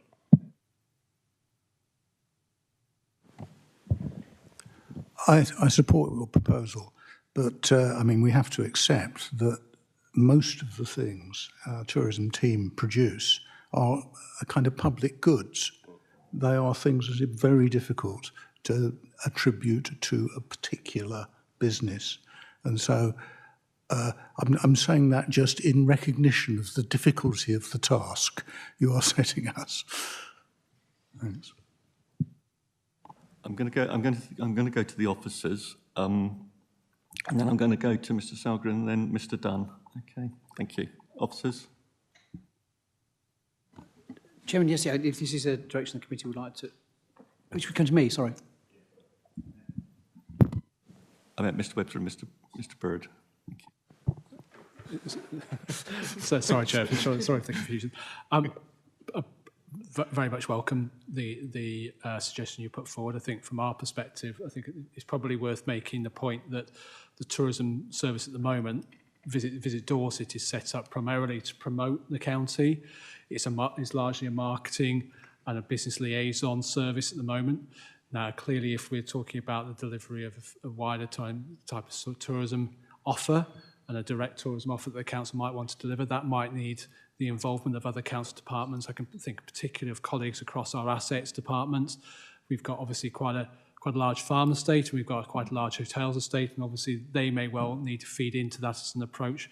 But certainly we could help coordinate that, and we very much welcome our involvement in that as a process. Which goes in line with us saying this is a much more bigger strategic approach. It's going to cover many aspects of the council authority, and we can't do it in a knee-jerk, quick reaction. We need to give it some really serious consideration and thought. Mr. Bird, did you want to make any comment? Firstly, can I thank the Chair for describing me as Mr. Dunn, who is usually better dressed than I. I'll take that as a compliment. Yes, I'd very much echo Mr. Webster's comments. There are little things on which we can build. You asked a question earlier about did we have youth hostels, for example, and whilst we don't have them, we do have an outdoor education centre that we rent out during the holidays. So there are little seeds of commercial activity on which we could expand. There are also far bigger pieces of work we could do. You know, can we create another Durlston in the West? Can we go do glamping? There are lots of questions to consider, and I very much welcome that. Ms. Park, did you wish to make any comment? No, it's a very interesting concept. I think I would just point out as well that I think it's the right way to look at being more commercial, because whilst 400 members may seem a small amount, we are doing the maximum we can to get money out of an industry that at the moment is really struggling with the cost of energy and skill shortage. So we need to look at other ways and other means of getting income into the council. So I think, yeah, that'd be good. There was an interesting comment that was made to me the other day, and it was about, which was already commented about, Moors Valley Park, which is hugely successful and runs at profit, and the car parking charging that's there. And there's something about we need to change the perception of the public on how they view these things. So yes, you pay a car park charge at Moors Valley, but that's actually your entrance fee. It's not, you know, in most places that families go to now, the public go to, you pay an entrance fee to get in those. And I think there are various aspects across Dorset, different infrastructure, different places we've got to visit, where we need to consider that and promote that as your entrance fee, as the car park charges. Again, it's changing that mindset. But we have got to start bringing money into this council authority and generating that income, and tourism I think is an opportunity to do that. So I'm just going to go to both the portfolio holders now, and then I'm going to go to Mr. Selgren and Mr. Dunn. So, thank you, Chair. I mean, I completely agree, and I think Moors Valley is a really interesting example to me about sort of the role of tourism and our budget. So, you know, you've got the financial implications here of the team. Anything that a tourist might bring into Moors Valley, and we know that there's thousands of tourists visit Moors Valley every year, isn't reflected in these figures at all. And I understand the wider point. You know, we are one council. It's about the contribution to the whole budget. And I'm certain tourism's got a role to play in that. It's obvious that it does. How we as a council seek to intervene in that is a perfectly fair question. And I think the working groups would be best placed to tease some of that out. But I think when you see the financial implications there, it's a very, very small team, but it is shouldering a tremendous opportunity for the whole council. And I think we are well placed, even if we weren't to directly intervene, to be able to provide the support, the data, the information to the market to go ahead and drive some real value added into Dorset. And I'm really pleased to see you look at it in more detail. Thank you, Councillor Gibson. Councillor Bryan, did you wish to make a comment? The only comment I'm likely to pass is on Moors Valley, because I absolutely agree with you. We're looking at ways within Moors Valley in which we can raise more income, and I think we've created a little bit of it's a guideline for what we can do elsewhere, and certainly the officer that's responsible for Moors Valley is looking at introducing a lot of things at Moors Valley in some of our other country parks. That's a way forward. I will give every bit of support I have to Councillor Gibson and his team to try and make this work. As you say, as one council, we do talk to each other quite regularly. So I hope the public will be assured that we're looking at ways in which we can perhaps become more commercial. But we do have other priorities at the moment that are probably taking a lead on that. But I understand where you're coming from, Councillor Bartlett. Thank you. Mr. Mayor, did you wish to speak? Yes, Chairman, thank you. It was a couple of two general points, please. The first was about commerciality, and there's been suggestions of how we as a council bring in additional income. I don't think commerciality is necessarily just about bringing in income. it might be around, is the council the right organisation to be delivering a particular service now? Should we be in particular businesses? And the second point is whether you just wish to concentrate upon, this has arisen in the context of the tourism service, but it's whether you wish to be looking more generally at themes rather than just concentrating on this one particular service area, but be looking at commerciality more generally, and whether there are services that the council should be delivering directly itself in the future, or whether we should, yes, be bringing in more income in the future across a range of services. But you might end up spending a great deal of time on an area that's net impact on the council's budget is only £250,000. Thank you, Mr. Mayor. But there is the opportunity to actually create a better net income than the £250,000. I didn't go about this lightly. I did seek out some guidance from the Cabinet, which is why I gave both the portfolio holders the opportunity to speak. My understanding is the appetite within the Cabinet is that we conduct tourism within this authority. We don't go into privatise it, where we would make people very rich off the back of tourism in Dorset and would be of benefit to the residents of Dorset. So I think we need to explore the options. I take the point you made on board, but I think we need to explore those options, and I'm hoping the members are going to be of a mind to go down the approach that I've suggested. But I'm now going to go to Mr. Selgren and then Mr. Dunn. Thank you. Thank you, Chairman. Certainly, I think the idea of doing this piece will be extremely valuable, and timing your point about the the financial challenges that the council faces moving forward, and very pleased the portfolio holders endorsed that suggestion as well. Just a few thoughts, if I may. I think Councillor Heatley, as ever, has landed the nail spot on the head. I think at the heart of it, this issue is to do with the nature, in economic terms, whether the work we do to support tourism is in an economic sense a public good. And how does that work, and takes you, I think, into a number of interesting areas of discussion, which I think will be very fruitful for the working group. Amanda makes a very good point about the nature of the sector. I certainly endorse that, and again, she's giving you extremely sound advice born out of that experience, that the tourism sector is wonderful in all its ways, but it does struggle to coordinate as well as it might do. One of the reasons that councils have historically and traditionally been involved in this area is actually to help facilitate that. This is a sector where actually a lot of on-selling is relevant. The venues and attractions linked to the hotels and venues linked to each other and so on. But that is something that, as a sector, they have found difficult to organise themselves, so hence have looked to support the kind that we've been discussing this morning, you've been discussing this morning. I'm just going to just get back to my note. So what I suggest, Chairman, is what you might want to consider, again, with my officer colleagues and perhaps the portfolio holders, we could input to you on the brief, because I think there's a real risk here that you could, in a well-intentioned way, open up a very wide range of issues. But I think the ones that we focused on this morning would be a very good basis for discussion. Certainly there is best practice around some of this. There are clearly, we are not alone in Dorset in having the kind of discussion that we've had this morning. Others are doing the same, and others have that same vexed issue. The particular thing I think, and again pertinent to members in this chamber, mindful as we come towards budget discussion, I penned a piece for the MJ, which I hope they're going to publish in a week or two's time, on this very matter. The question of, to what extent should the general local taxpayer, through council tax and business rates, fund services, and to what extent is the limits that exist for local government in terms of largely deriving its income from a property-based income?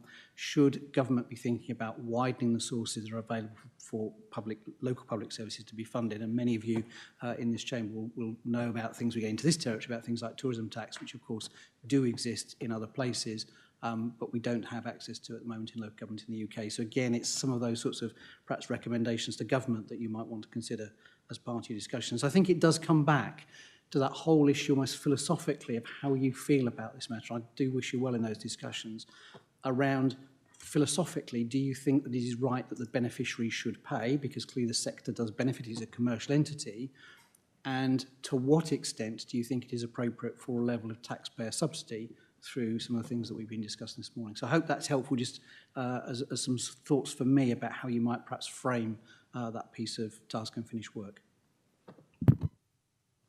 Thank you, Mr. Selgren. And Yeah, in terms of the local taxpayer actually paying for tourism within Dorset, at the moment, they are subsidising it at the moment anyway. And I think we need to have those conversations to explore whether we can create over a period of time a better model. It's no criticism intended of the tourist team as they stand now, because as I said, we've been through a 5-year period of creating a new unitary authority. We couldn't do everything, but I think the next 5 years could be potentially really exciting about exploring the opportunity for tourism within Dorset and whether the council can actually come to a point where it becomes a significant income earner for the authority. Mr. Dunn. Thank you. Good morning, everyone. Aidan Dunn, Exec Director for Corporate Development. Thanks. It's been really interesting to listen to the debate this morning. I go back to our strapline, making Dorset a great place to live, work and visit. And absolutely, so this is one of our key areas, sort of in particular, as we've heard, linked to the economy. The financial context, just to recap, for Tuesday's Cabinet, where this was discussed in some detail. We're grappling with a £12 million overspend this year. We've got a budget gap of £23 million for next year. And in response to that is the Our Future Council project. And the phrases that were used at Cabinet on Tuesday is, we need to rethink the role of the council, nothing is off the table, we need to think about what we do and how we do it. So those sort of phrases. And I think it's in this context that what you're describing here. So so scope is very important. If this was a project or a cross-party working group that would take a lot of time and effort just to look at £270,000 in that context, I don't think that would be a great use of time and effort. But if it's broader, about generating more commercial income, looking at the role of the council as colleagues have described, then I think that really does fit into the Our Future Council programme as we sort of reimagine of what a council could, should and can afford to do. So in that context, scope is all important, but general support. Thank you. And I think the other phrase that can be used currently with local government is survivability, isn't it? Things are that desperate within local government, even though we are performing better than most, we still be mindful of that. So members, you've heard my proposals on table, but Councillor Canning and I, with another 4 members, would set up a task and finish group to quickly meet with the officers to explore setting up working groups, whether that would be 2, 3, 4, that will come out within the discussions, to do that blue sky thinking, to get some more facts on the table, and to explore how we can actually drive tourism within Dorset to be a major income generator for the council authority. So are members happy with that approach? Yes, thank you. Thank you very much. Sorry that was so exhaustive, but I think it was questions that needed asking. Thank you ever so much for the tourism team that have come in. I hope you weren't too frightened. I think this is some of your first time in scrutiny. Thank you, Councillor Gibson, for your input as well. And very much looking to meeting you in the future. Okay, thank you.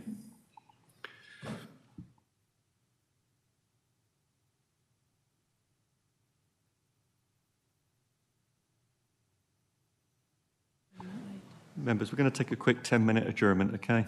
Thank you.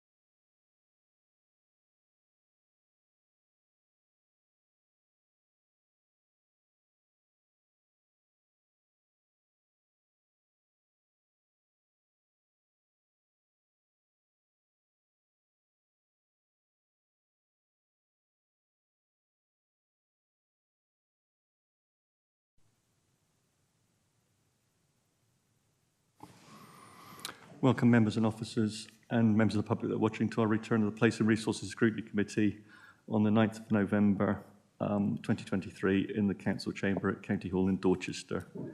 I'm going to move to agenda item 8, Natural Environment, Climate and Ecology Progress Report, Autumn and Winter 2023. The recommendation to review the progress made in reducing our emissions as a county and a council in order to stay on our emissions trajectory to net zero. And presenting, I have Anthony Littlechild from the Sustainability Team Manager to present, including a PowerPoint presentation. Anthony, thank you. Thank you, Chair. The report that's before you is one of our sort of biannual reports. So if you recall, when we adopted the Climate and Ecological Emergency Strategy based back in 2021, we agreed that we would come to scrutiny with an update on two distinct things. One was a report on our carbon emissions and how we were actually doing in terms of our quantitative reduction of emissions. And the other one was a report on progress around the actions and what we were actually doing to tackle. So this report is the former. This report is focused on the quantitative sort of data side of things. Thank you. So I've got a short presentation just to try and pick out some of the key points. I just thought I'd start with a bit of reiteration of our climate strategy, which I hope you can sort of see this diagram. Obviously, we're focusing on three key challenges, which is climate change, biodiversity loss, and environmental resilience or resilience to climate change. Within the strategy, we've set out 9 sort of objective areas or 9 areas that we need to tackle, which cover things like energy generation, how can we decarbonise heat in buildings, what are we going to do about decarbonising travel and transport, construction, waste, ecology and natural environment, and resilience and food. So those are our main sort of areas, and under that we've got a range of actions which we're trying to take forward. From the strategy, we've set a number of sort of key targets. One is for the council to become carbon neutral by 2040. Second is for the council to facilitate or to support the wider county to become carbon neutral by 2050. And the third one is to become a nature positive county by 2030. We've split our programme into an operational programme, which is the programme of work which is focused on helping the council get to a net zero by 2040, and a facilitation programme, which is the programme of work focused on helping the wider county to achieve the similar goals.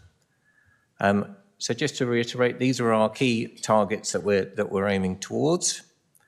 I just wanted to, this county-wide, I'm going to focus on the county data first, if that's okay. So just looking at the carbon emissions data for the county, this is a sort of pictorial representation of how large each element of the pie is, if you like.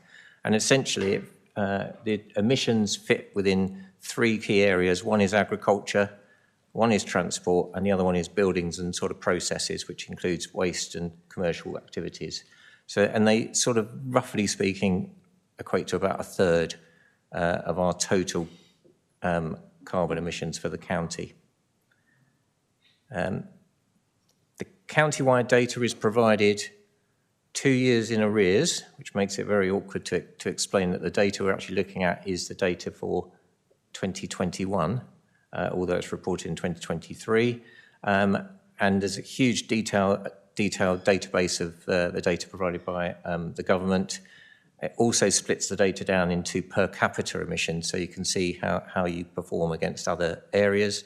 And this just gives you a bit of a view of sort of we're a similar per capita carbon figure to places like Cornwall, a little bit lower than Somerset and Devon, but higher than BCP as an example, because they don't have that agricultural sort of element.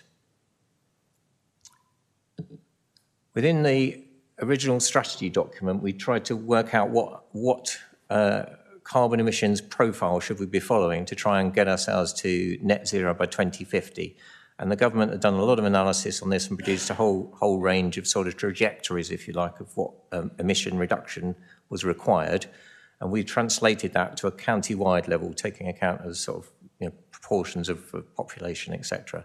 So the blue line on this graph shows that we're aiming to reduce our emissions, not in a sort of linear way and waiting till we get to 2045, but if we want to keep within the carbon limits that we've set nationally, then we in Dorset need to start reducing our emissions, from 2020 when we started, and faster at the start and slower at the back. So we've set some targets, interim targets for each of those different levels. The orange line shows the actual data which is recorded and provided by government, and that shows that in the last few years we've followed the trajectory we were after, and we've actually reduced overall as a county by 10% since 2017, which was effectively our base year, 2 years behind.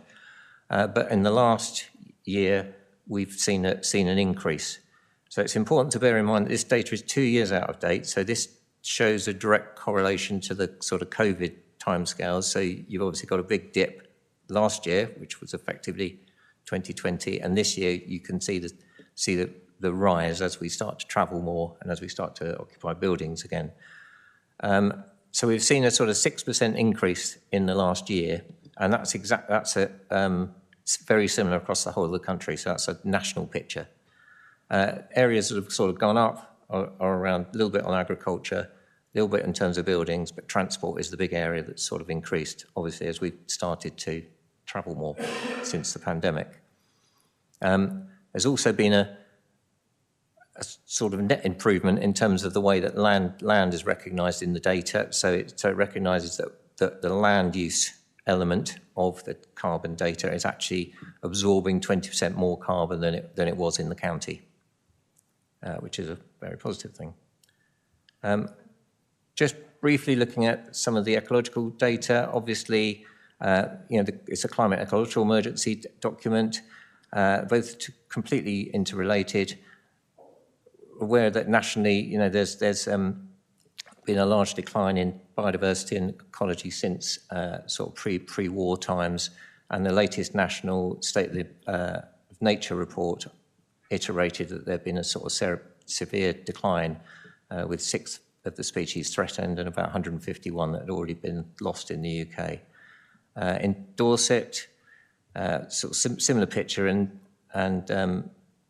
there's now about 3,000 species of conservation concerned locally, according to our latest biodiversity audit in 2021.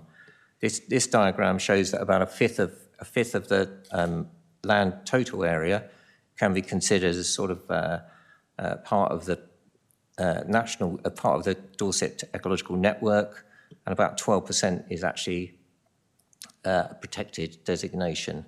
The rainbow chart on the other side shows that in general, that sort of ecological network is about 30% of it is recognised as being in good or fair condition. So obviously there's a lot of work going on around that, and central to that area of work and gathering more data will obviously be the local nature recovery strategy.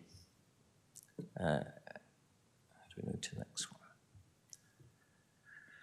So in terms of the key next steps in terms of our facilitation programme, so this is how we help with the 2050 target. We need to do more in terms of council, in terms of embedding climate ecology into our core strategies. So that's things like the local plan, local transport plan, housing strategy, the development of the local nature recovery strategy. We can do more, and we're already doing a lot in terms of providing guidance and advice in lots of different areas. Some of the key ones are around building retrofit. Low Carbon Dorset provides advice to organisations. Healthy Homes provides energy advice to householders. We need to strengthen our partnership working, and we're doing that already through public sector decarbonisation group, working more with town and parish councils and engaging more with the community sector. Developing some strategic approaches on some of the key issues. So the local nature recovery strategy is one. Adaptation and resilience, we still need to start that bit of work. Energy planning and energy infrastructure, and things like housing retrofit sort of fits within that. And then obviously we need to sort of strengthen our drive on areas where we feel we need to lobby government. So obviously one of the areas at the moment is the Scrutiny grid inquiry, where we're getting our information together and evidence together and potentially with the aim of trying to lobby government on some of those key issues. As a council, so just lastly on the council, this is our journey to net zero for 2040. The report gives you quite a lot of detail, but just in general, this chart shows each column is the total carbon emissions in each year since our base year of 2019. So as you can see, in 2019, we're about nearly 32,500 tonnes, dropped down immediately the following year, which was the COVID year, and has not bounced back as we might have expected. What this also shows, the two dotted lines, is that we're below where we were hoping to be for 2023, which is good, but we've still got a long way to go to the red dotted line, which is our target for 2025. Overall, we've reduced our emissions by about 27%, which is good, but in the last year, we've only made an additional 1% reduction. Hidden in that data, and you can sort of see it, especially looking at the blue section at the bottom, which is our buildings energy, you can see that the buildings energy and the emissions from buildings has reduced very significantly. And since the sort of investment program that we've been putting in place to retrofit our buildings, the 19 million that we got through the government public sector decarbonisation scheme, we've managed to reduce the emissions already by about 20%, and there's potentially still more to come on that. But what that means is that 20% has been absorbed by increases in other areas, which is why we haven't seen such a reduction this year. So some other areas, such as transport, have seen some rises. Some of that is due to work demand, and some of that is due to sort of behaviour change in the way that we travel in particular. Just looking at the sort of challenge going forward, this is our council trajectory, similar to the one we saw for the county. It's a sort of representation of our slice of the national pie, if you like, showing, again, we need to get to a 40% reduction as fast as 2025, then 70% by 2030, 90% by 2035. We can't wait until 2040 and then start reducing. We'll use up our allowance of carbon emissions effectively. So the blue line is the actual data, which means we're currently below, but the trajectory is sort of slightly going in the wrong direction. We need to start making a bit of a sharp detour downwards. Come up to the last slide. In terms of ecology and resilience, in terms of the council side of things, there's some work been going on looking at sort of baselining the council's estate and looking at sort of opportunities in terms of biodiversity net gain. On the adaptation side, we started a process looking at what are the risks of climate change to the organisation, and we've done a sort of vulnerability assessment process. That's a sort of broad and shallow approach. Once we've identified the key services likely to be affected by climate change, we'll then do a deeper sort of dive into what measures we might need to put in place to manage those risks. And lastly, just the things that we're doing in terms of our own operational programme. We're doing more around embedding within corporate structures of the council. So we have the decision wheel, which features in committee papers. We're doing training, Green Champions Network, other areas. We're looking at embedding it more in things like service planning, procurement, reporting, performance management. We're doing a lot of work to strengthen our operational programme and define exactly how we're going to get to that 2025 target and how we're going to get then to the 2040 target. And doing more around ecology and understanding our baselines and opportunities and how that might inform some of our offsetting decisions, and developing more of on our vulnerability assessment. So that's sort of largely where we are, a bit of a mixed bag in terms of progress picture, but lots of good progress nonetheless. Thank you.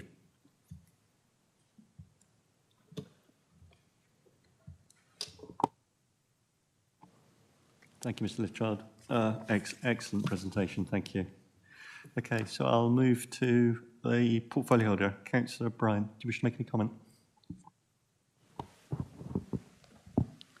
Yes, thank you, Chairman. Personally, slightly disappointed that we've seen a line that's gone back where I'd preferred it didn't. but it does show the importance of the work we're doing and why we need to keep our foot on the accelerator. If you look around the room, that was perhaps the wrong term to use, so I'll apologise. No, I think it's important that if you look around the chamber, you'll see lots of heads of services that have come in here to listen today, because every single person as head of service has to play their part. Because if I just take, and I'm not picking on one particular section before I upset somebody, but if you just take sort of adult services, because Councillor Somper's sitting over there, we need to find a way in which we can get people to use perhaps more of the pool cars when they go out on visits, because the pool cars are electric. That will help us. We need to get greater planning into our children's services side from the schools, the home to schools transport. That's a major project that we're working on at the moment. There's some great work going on in the Dorset waste. If you look at our recyclate, we're well ahead of a lot of other areas, I'm pleased to say. My own highways team, and Neil's sitting behind me at the moment, we've got a presentation to do this afternoon to show the future of highways and where we're going to see some major changes to carbon emissions in the way we work. So there's lots of work going on, but as I say, when I look at the chart today, it gives me a slight disappointment, but it doesn't alter the fact that we've made some tremendous strides going forward. We just need to make sure now that we continue on that path, but that will mean that, I'm going to get into trouble with Aidan in a minute, it will mean that we'll have to strengthen the team, because you've got two of the team sitting alongside me and you've got a third member of the team on the screen, and most of the pressure goes on those three people. Because this is a major part of the council's ambition, I think we've got to make sure that we give it the resource required. That's not preempting a conversation I've got with Aidan later on today, with Stephen, because I've not hidden the fact that I think we need to perhaps increase the experience that we've got. Our responsibility is to deliver for Dorset Council, but we also have the responsibility to set up systems where we can advise the general public. And hidden in the background of the work that Anthony and his team are doing are people who are advising the general public. We need to remember low carbon Dorset had a fantastic effect on carbon emissions. We're continuing with some of that, but of course that's money that we're finding from within our own resources. Some of it is coming from outside, but we're still having to find money within our own resources to fund this. Climate change is still not fully accepted by some of our residents. And it's something that I am passionate about trying to get the message across that going forward, we need to take action. And I'm sorry to say we need to take action yesterday rather than tomorrow. I know I'll upset one or two of my colleague members, but in the time I've been doing this, which is since 2019, I've changed my attitude on this totally. I was a skeptic. I'm a long way from being a skeptic now. And I think it's absolutely right that the team are given every opportunity to do what is necessary to bring Dorset Council into line with our projections. I was criticised when I set the date at 2040. I'm glad I did, because as I look around me on other councils, they're nowhere near the targets that they were setting. I'm not going to name any individual council for obvious reasons, but I had the pleasure to go to County Antrim, I think it was last year, and to see what they were doing. And I came back with lots of good ideas, and we're slowly but surely starting to get those ideas into operation.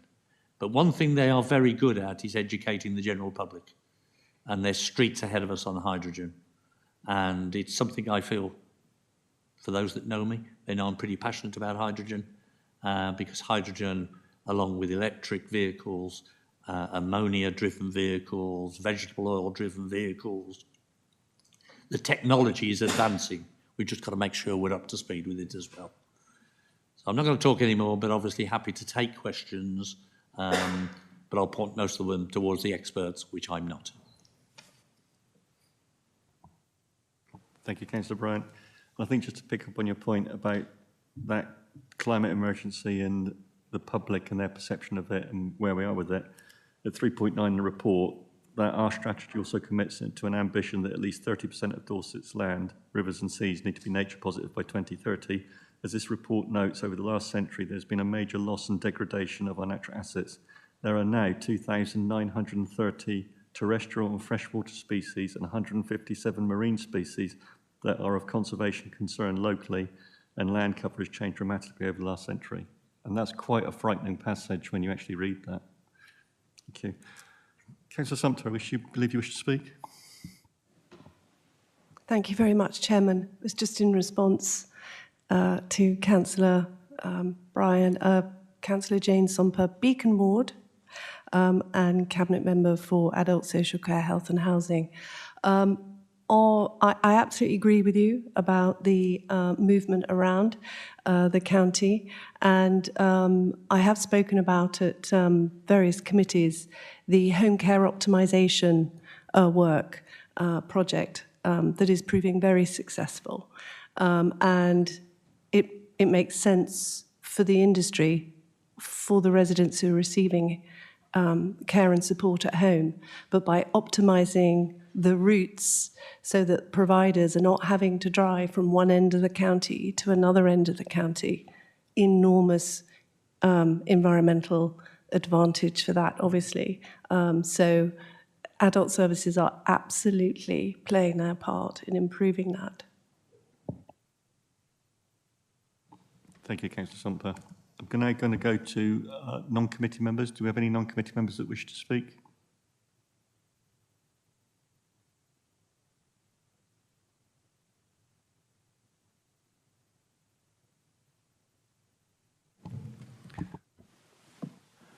Thank you, Chair.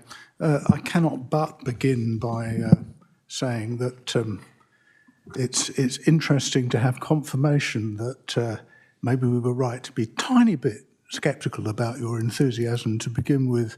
Councillor Brown was correct, but you've fully redeemed yourself ever since. Can I first say I've been a bit critical of the reporting on this and the management information that's been provided at previous sessions on these reports. I think this is a smashing report. I think it is much, much better than anything we've had before.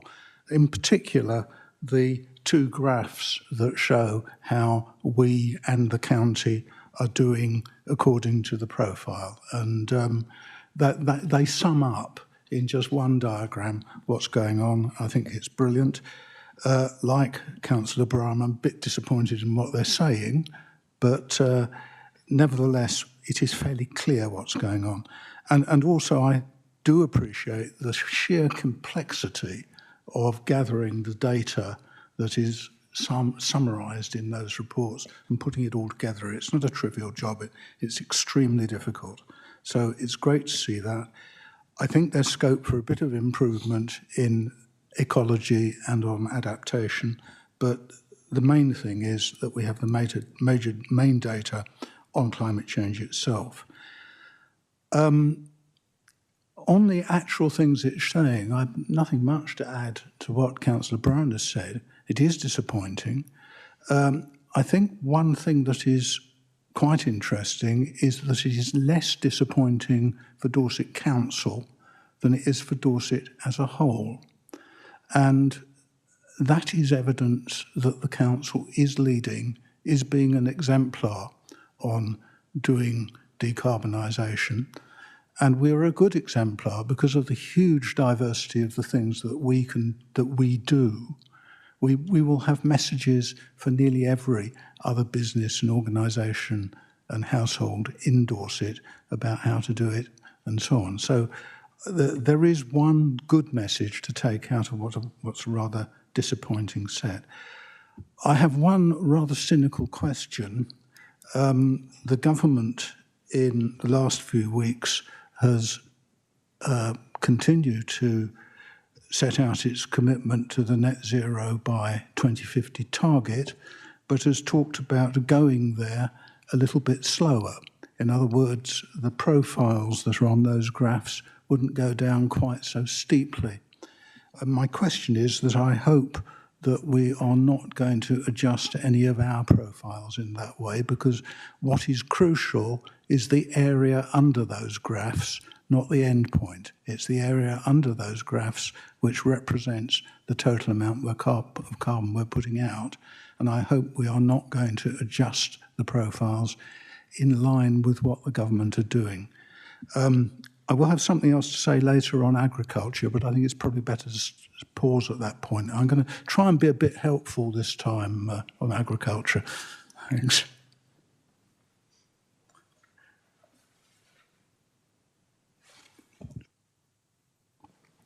Thank you, Councillor Heatley.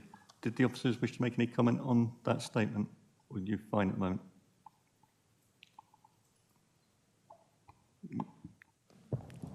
Thank you. Thank you. Just to come back on the last point, I mean, it's not our intention at this moment to review our trajectories. I think the aim is to try and keep within those trajectories and see how we get on. I think the important point you made is that it's the area underneath the graphs which is the important bit, and that's still the area that was calculated from the original international agreement, the IPCC figures. So that's still effectively the number that we're aiming at. It's just the different pathways that you could potentially sort of take to get there. I've got various other colleagues here. I forgot to mention this earlier on, but there are various other sort of colleagues covering the different sort of areas of climate change. I think you mentioned about sort of ecology and the need to sort of bolster that up. And obviously there's a lot of work going on around the local nature recovery strategy. I don't know whether you wanted to add anything, Bridget.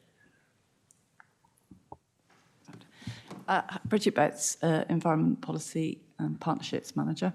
It's so exciting time for us. We have just started on a journey for the local nature recovery strategy, and Dorset Council is the responsible body. So we're working with BCP Council and Natural England, but we are working with hundreds of people really at this moment. We've set up loads of groups. We're working with the CLA, the NFU, all those people who own land, and it's about protecting and increasing habitats, wildlife, and using the government target 30% by 2030. So it's really exciting. I think we're mapping lots of things. We're mapping opportunities. There's loads of local landscape recovery bids that have recently gone in for Dorset. I think there's 7. So yeah, it's a really exciting time, and I think as that progresses, it'll be excellent for Dorset. Councillor Heatley, you wish to come back? Yes, can I come back on that last point? I think the most important target here is the 30% of land in recovery or better, because it's a fairly simple one that we can all grasp. I find biodiversity net gain bizarre and confusing and difficult. However, there is a point about that target. BCP, I don't think, could meet that target unless it knocked down a quarter of its houses. I mean, they simply haven't got the space for it. I wonder whether we shouldn't endorse it in a rural county, have a target for that that's a bit higher than the national average. Thank you.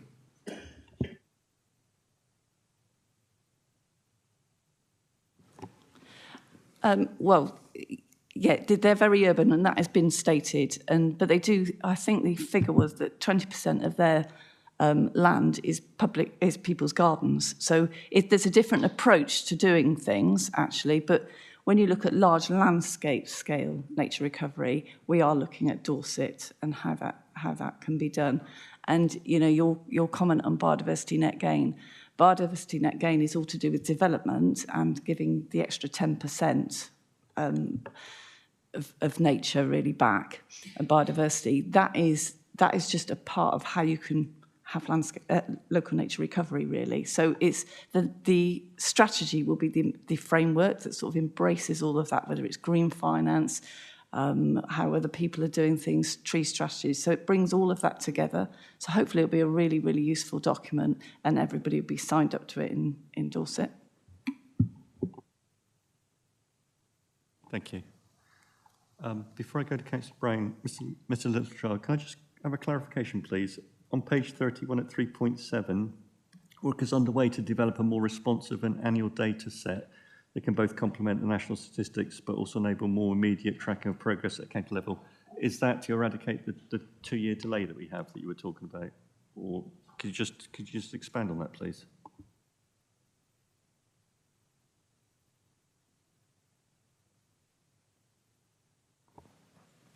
Yes, I think what we're trying to do is the national data comes out with a sort of set of things that they report on.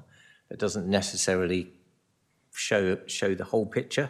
So what we're trying to think about is what other national data could there be, or what other Dorset-wide data could there be that would also show our direction of travel. So that could be, for example, how much renewable energy has been deployed in the county, or how many houses have been retrofitted to a certain energy level, energy performance level, for example.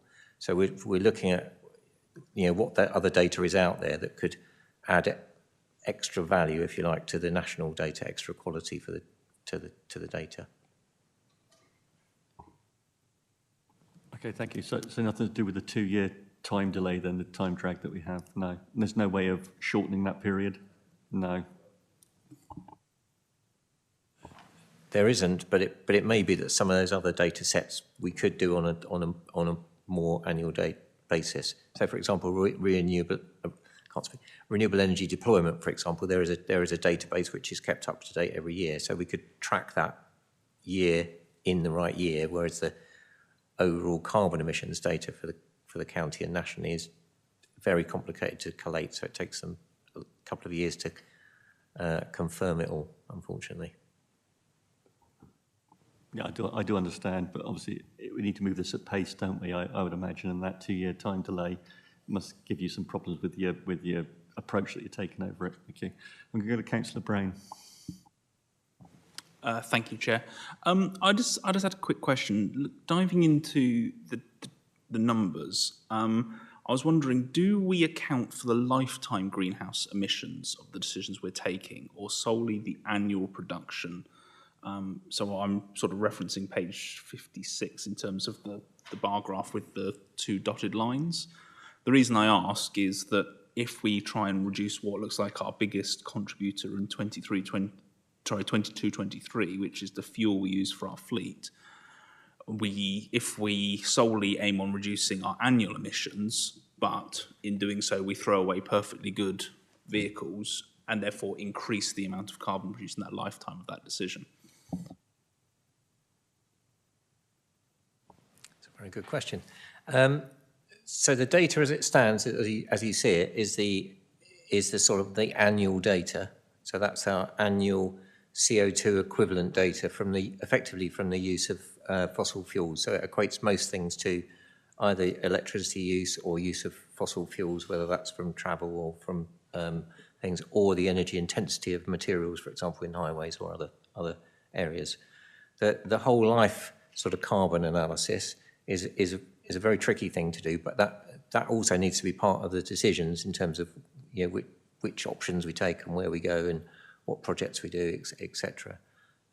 So we just need to work out how we do that, and it's not that straightforward, but it's a very good point.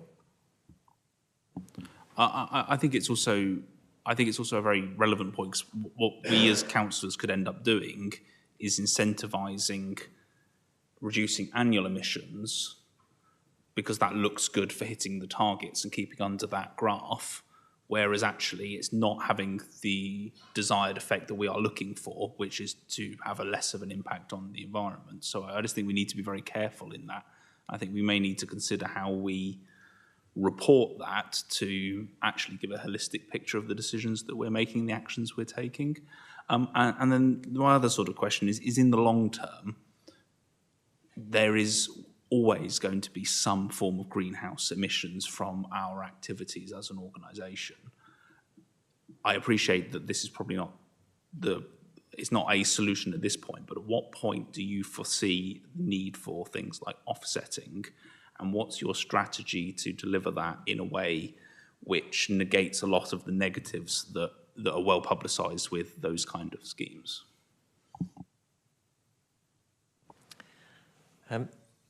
It is something we're thinking about. So obviously as part of the overall, if we want to get to net zero, you're absolutely right, you can only reduce those sort of key carbon emitters, some of them down by a certain percentage. You'll always have some, potentially have some impact. So we need to think about, I think we've tried to think about it in two ways. One, in terms of energy. So obviously one of the things we can do is to convert our energy use from use of fossil fuels such as gas or oil to electric, which we can then produce in a renewable way. So that effectively is offsetting, although we're still using electricity, we're offsetting that by producing zero carbon electricity ourselves. So there's a bit of work there for how do we do that ourselves, either on our own buildings or other assets, or how do we actually guarantee we're buying zero carbon energy. And then there will still also be a sort of element that needs to be offset, right, through presumably some sort of nature-based solutions or green space sort of solutions. So that needs to be thought about. We haven't started to think about that exactly yet. Others have started to think about that, and we're watching what's happening.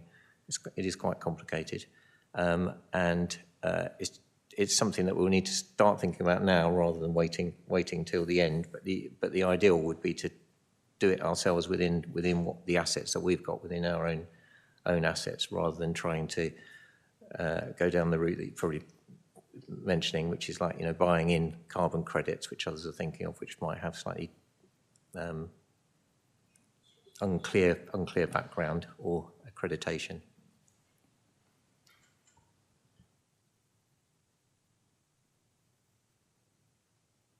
Councillor Andrews. Yeah, thank you, Chair.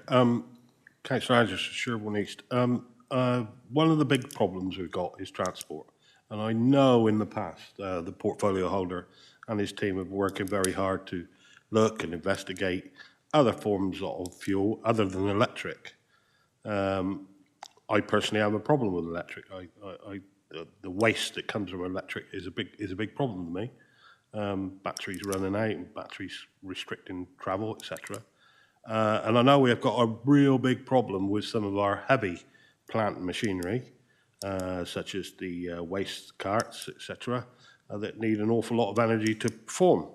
I just wonder how far we've got in researching and how quickly anybody thinks that we can put water in a tank and an engine will run, or something like that, some blue sky solution, because is electric the answer for our fleet? Councillor Bryan.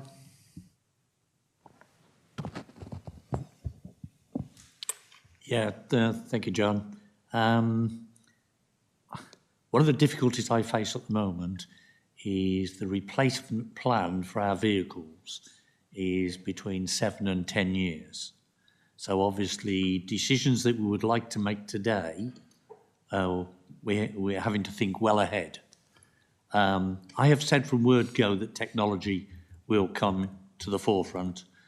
John, you sat on those panels with me when we discussed this. We are seeing that happen. We have a program going on at the moment, which is being looked at by Anna, Tim, and Mike, because fleet comes under my responsibility, and we are currently looking at where we can obviously reduce the carbon emissions off the current fleet by changing the fuel or modifying them, but also by route optimization, which again, however you look at it, there's not much we can do with the waste vehicles. They still have to go out and collect the waste. I think we'd have the general public in uproar if we suggested that we try and scale that back, although I'm not saying it's not something that we might face in the distant future. But I do think it's important that we look at the plans 6 years in advance, because we're now placing orders for vehicles that won't be delivered until probably the tail end of next year. And my passion, I've made no secret of it, is to go down the hydrogen road, but there is other alternatives we can use now in the existing fleet, but they come with a cost. And again, it's that cost factor that I have to take into account when I talk to the officers, because vegetable oil is not cheap. It's a lot more expensive than our current heavy oil, diesel. But we are working behind the scenes on a lot of plans for the future as to how we can modernise the fleet, but also bring the fleet with lower carbon emissions. So please be assured that work is happening, and I'm happy if John wants to come and talk with the Charminster crew on what we're doing, or any of the panel. I'm happy to get that arranged so you can see what we're doing. Thank you, Councillor Bryan. I think we did speak some time ago about actually the Scrutiny Committee visiting the Charminster site, and would give us a good insight and an understanding of what was going on there. Because I believe when we discussed previously about the hot box there for the asphalt, which was being run by solar power, wasn't it? Which was, yeah. So just adding to that question from Councillor Andrews around the fleet and whether we go electric or whatever we do, because it's the technology around that is changing so rapidly. And I imagine one of the things we're having to factor in terms of protect the council's budget is, and this would be obviously with the concern I would imagine for the Section 151 officer, is around that electric fleet, that it only has a given life if we're leasing it or whether we're buying it, because the battery replacement is so cost prohibitive, the vehicle, I assume, becomes virtually worthless at a given point when the battery has been exhausted to that extent. Then that must be taken into consideration, the factor of that life of that vehicle.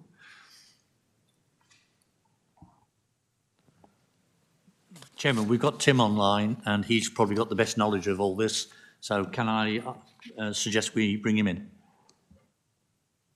Thank you very much, Councillor Bryan. I'm Tim Walford, Service Manager for Fleet. Good afternoon, colleagues and Chairman. Battery life at the moment is anticipated on cars and small car derived vans. The figure that's given tends to be 8 years, but I know manufacturers are looking obviously to extend the life of the battery, because one of the most polluting elements of building an EV is actually putting that battery together in the first place. So we at the moment have a policy, we purchase our vehicles, and again, as Councillor Bryan has already referred to, our life on our vehicles is between 7 and 10 years, but the industry does feel that as we move forward, as technology is developed, battery life will be extended, and we will actually be keeping vehicles, or anticipate the industry will be keeping vehicles beyond those 2 timescales. Thank you. Thank you. And presumably, if we keep vehicles past that timescales and we need to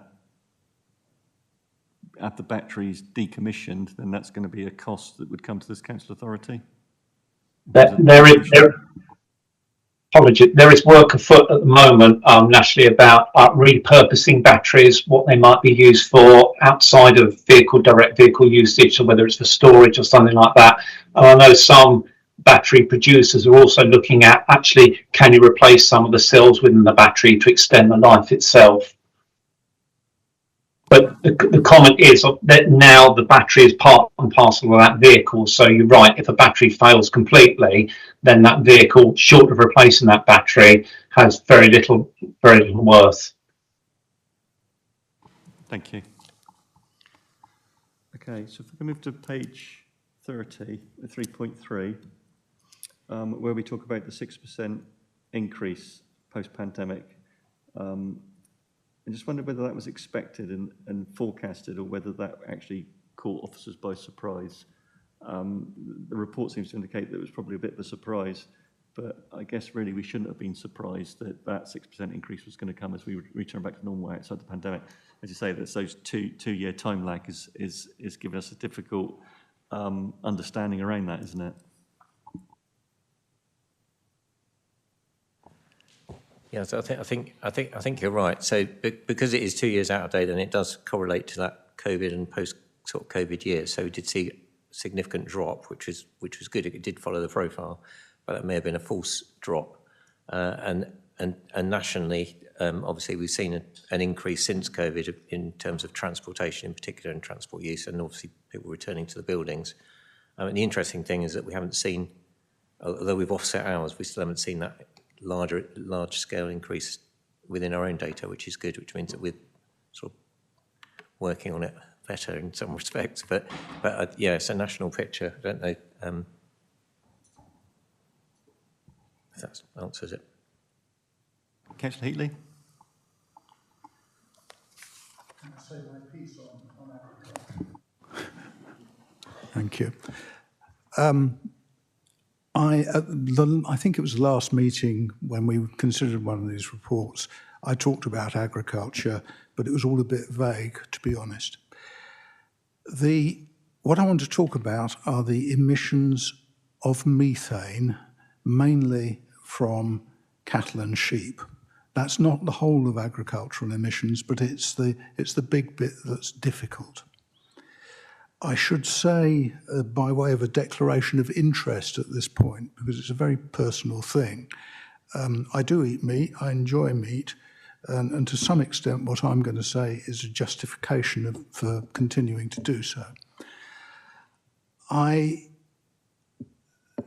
If we kept the size of our herd of cattle and sheep the same between now and 2040, there is no prospect of us getting to net zero by 2040 without an enormous programme of extraction of greenhouse gases from the atmosphere. I mean, you just couldn't do it. It is a huge part, probably about a quarter of Dorset's greenhouse gases.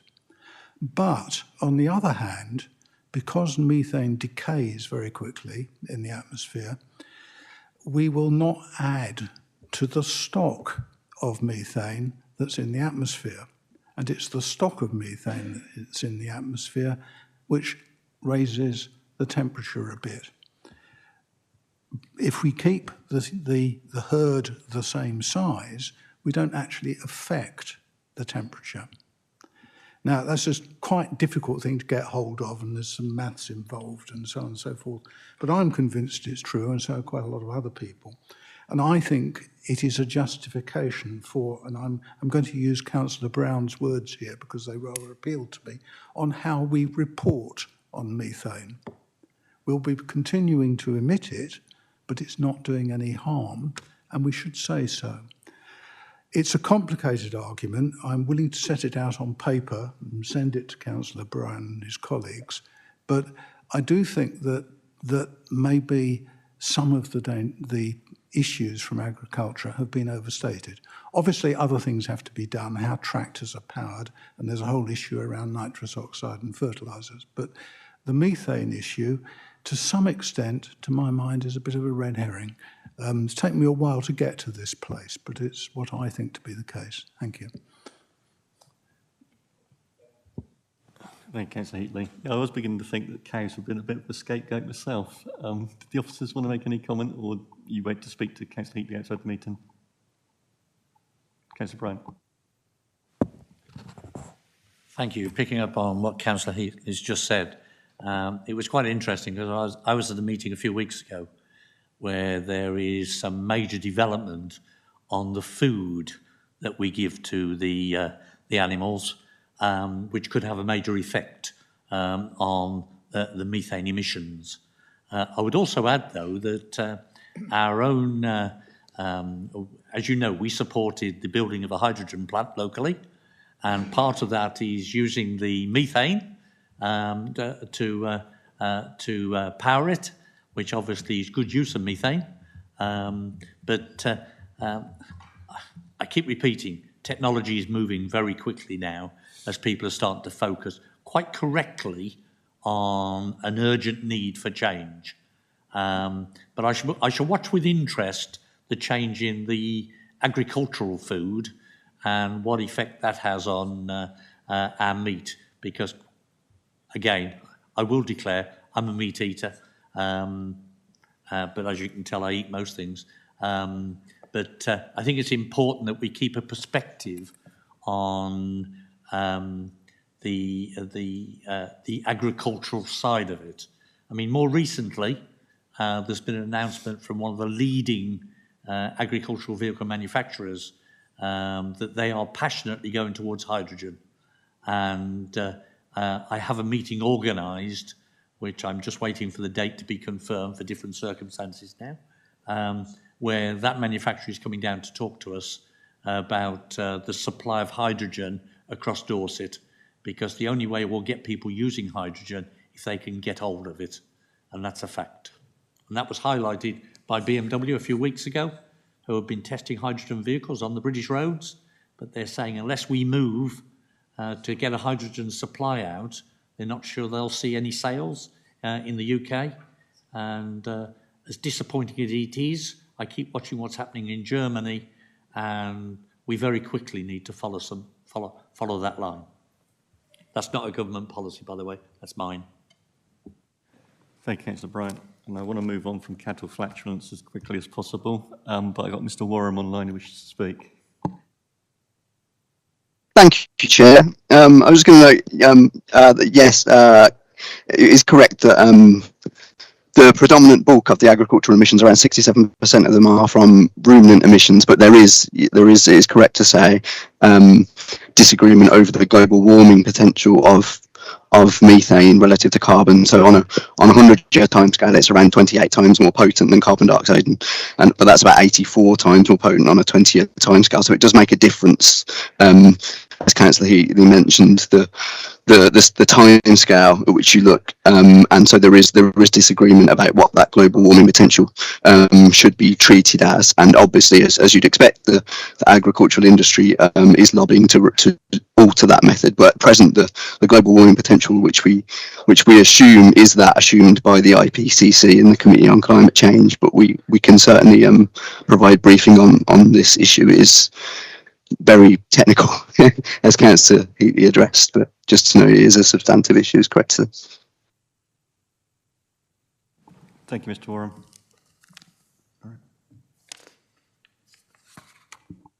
Sorry, I was just going to introduce Carl because he just popped into the conversation. So Carl's one of our sustainability team as well, he's our policy and projects officer.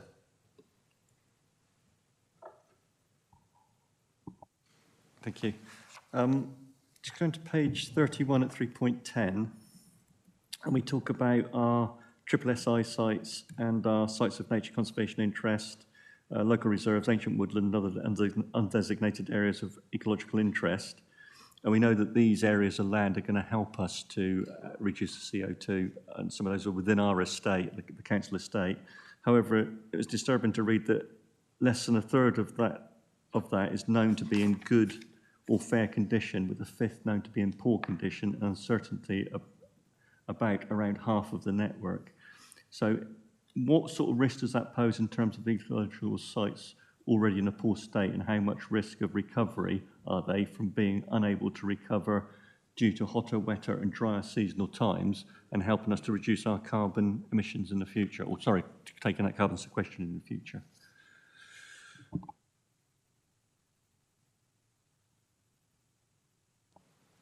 I'm not 100% sure I've understood the question, but I think what you're saying is that we're at a state where we are now. How more difficult is it going to be to recover in current climate change? And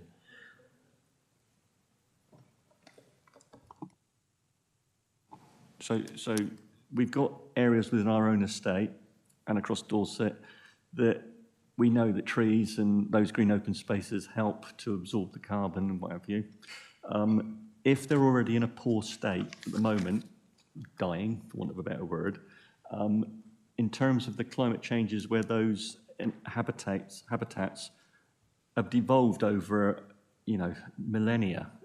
So if we take South Downland, chalk, grassland and that type of thing, where we're now seeing climate change being so catastrophic, almost, in terms of wetter, flooding, hotter, drying, droughts, what is the risk of us actually achieving our carbon sequestration over the period of time that we've got?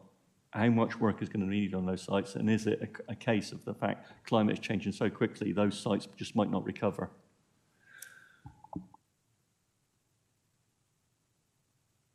I don't have the exact answer to that, but I don't know whether Bridget, I mean, I don't mean to drop you in this, but part of the looking at the local nature recovery strategy will be presumably taking account of the climate change and how that may impact on what we want to do and what we're currently doing and how we manage things going forward. So. Yeah, so, as Anthony says, part of that, the local nature recovery strategy and all of that work is not just about recovering nature and having more of it, more wildlife, and it is about those other environmental goals. And one of those is about carbon sequestration or helping with flooding. So we're looking at nature-based solutions for a lot of that. So again, they all meet the requirement, but the overarching thing is about improving and having more wildlife and habitats. And the secondary thing will be about increased carbon sequestration. I guess with SSSIs and local nature recovery area, local nature sites, is we're hoping to raise the profile of nature recovery, so a public level as well as landowners level. And just by doing that and having that sort of campaign in that area of work, people will start to appreciate and look after it a bit better. So hopefully we can, if everybody joins the journey, that might really help and bring those back into a good state. So that would be a good starting point, as well as increasing areas. I don't know if that answers your question. Thank you. Mr. Warren? Thank you, Chair, and apologies, committee, I didn't introduce myself last time. I just thought I'd add that those emissions are captured within the national data set. So there is a component within there called the horrible acronym LULUC, which is land use change and forestry, which incorporates within it emission sinks and sources from natural habitat sources. So that includes that which is captured by, for instance, trees or other habitats, as well as that which is being emitted presently by, for instance, degraded peatland. There is a substantial risk there. It's hard to quantify about how climate change could interact with that. For instance, I guess the most obvious example is wildfires. Obviously, if trees are being used to sequester carbon, then if they catch fire, then that is lost. And so, just to note that is an important consideration for us to reflect on when we consider our approach to offsetting. As Ant said, we do need to define our strategic approach to offsetting, and those risks of things like permanence should be considered in making decisions about how we offset to ensure that they aren't at risk from things like wildfires, etc. Thank you, Mr. Warren. I appreciate that. Thank you. If I can just go to... Chairman. Yeah, so if I can just go to somebody to propose that we extend the meeting plus the 3-hour mark. Thank you, Councillor Andrews. Could I have a seconder, please? Thank you, Councillor Heatley. Members in favour? Yes, thank you. So if we go to page 33 at 3.17, baselines of monitoring do not yet exist for ecology and resilience of the Council's operations. These are currently being developed. Could you just very briefly expand on that, please? Yeah, that's me again.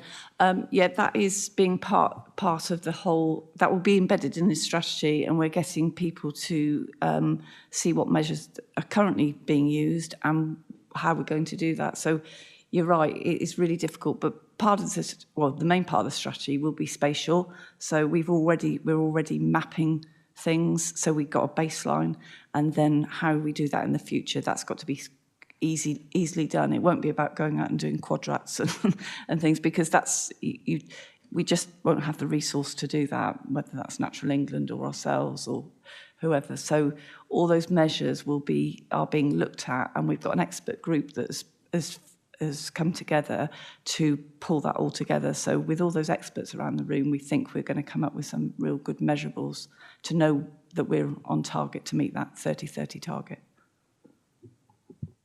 So that will be done with third-party stakeholders? Yeah, very much so. Yeah. There's probably, I think there's about 25 stakeholders involved in that group, from the agricultural sector to the environment sector. It is I guess the one thing that we've done is it's not primarily just about environmentalists. This is all about everybody. You know, everybody needs to be included. In particular, landowners. They've got the most land. And one thing that struck with me when I met with them, they said, you know, they do a lot of things through schemes, national schemes, where they get paid to do, you know, have nature on their land, but they never know whether they've done a good job. It's never measured. So we're looking to see how we can do that. People need to know that they've done a good job and that we are on the right path. So that will be a key thing for us in this work. Thank you.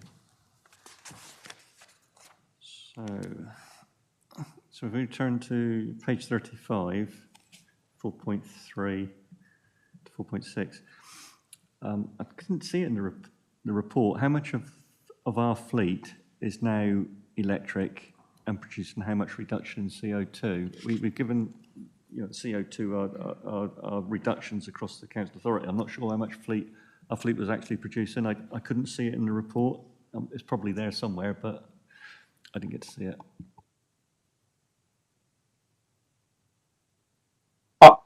If I may, yeah, we've currently got 19 vehicles on our fleet that are all electric, and there is a potential of another 40 vehicles that we could replace with electric vehicles if the infrastructure, when the infrastructure is in place. To give you an idea of the overall size of our fleet, we operate around 600 road-going vehicles. Does that answer your question, Mr. Chairman? It does, apart from the fact, do we know what percentage of reduction of CO2 they're creating? I don't have those figures, no. I don't know whether Anthony has. No, we don't at the moment. We're trying to gather that data at the moment from the charging infrastructure to work out sort of what the difference is between that and fossil fuel usage. Okay, we talked earlier about you know, part of this report is around business mileage and how our officers are moving around and how we as members are moving around. Do we have an understanding of what percentage of staff and members are driving electric vehicles? And what that, I was going to ask what that CO2 saving is, but I'm guessing we wouldn't know. But do we know what percentage of staff and members are actually driving CO2 vehicles around, obviously, council business? Yes, Chairman. Again, Tim's been doing quite a lot of work on this for us, in as much as his recommendation that he gave me is that we spread these vehicles a little bit more thinly across the county, because it seems no point in somebody driving in from the east to pick up an electric pool car from here, then go and do their work and then return the car. So the plan is that once we've got the electric charging points available, and as we grow more vehicles, these will be spread evenly across the county for people like children's services, adult services, and other people to use. It's a plan in building. So the thought process is going in the right direction. Thank you. Page 36, 5.4, 5.7. I think we touched on it briefly. It was about, do we know what the cost would be to decommission the batteries? But I think we've already covered that. Yeah. Okay. So if I move to, and it comes back to that same old one about using our land, our estate, to do that tree planting, provide a quick win and offsetting CO2. So we've asked this question before. I just wondered what the latest thinking on that was. We have gone down this avenue of questioning before, but is there any movement on your thinking on that?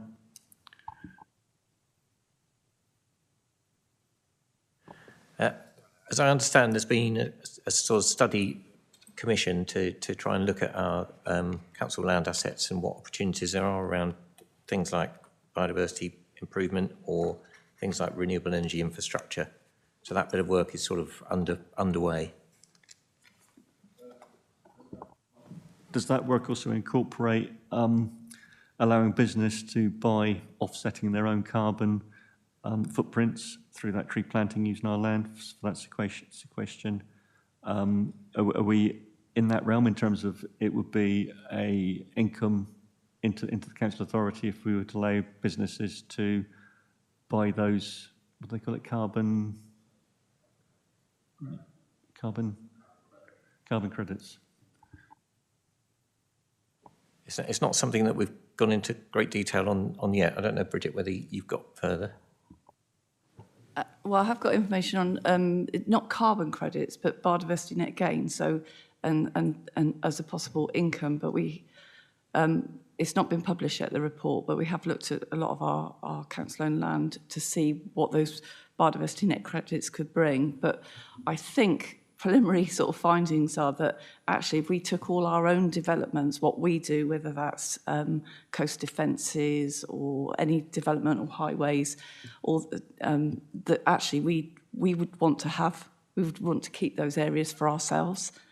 Because we've probably only just got enough to do all our own developments, but I haven't got the final report yet. But that would be good for Dorset Council, but whether you could get an income from it, because otherwise every development we do, every project we do, we have to do the 10% net gain ourselves. So we don't want to be paying to have that somewhere else. We want to keep that ourselves. But with that, that's still got to come to council and things. So it's an initial report at the moment.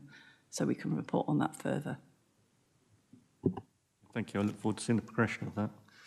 6.3, page 37, Dorset's coastline.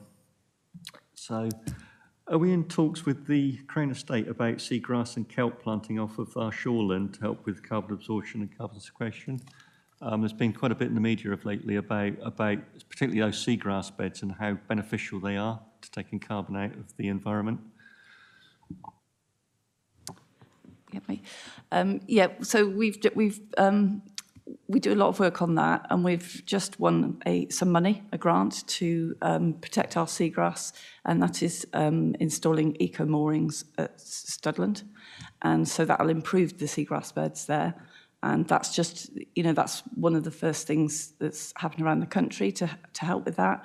So we will just sort of grow that sort of area with seagrass beds, and that's all being monitored and how we do things. So that will, growing that area of seagrass will be really important, and keeping it well, because before, when people are anchored there, it's very busy in Studland. That rips up the seagrass. So we hope to see an improvement there, and that'll increase.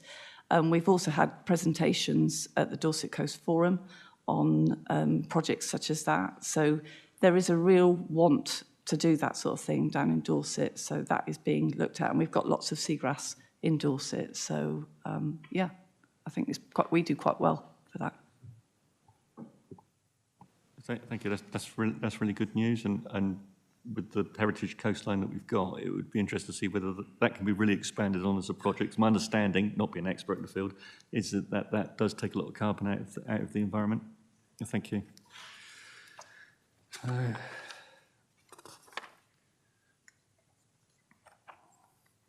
think the last one is there any town and parish councils?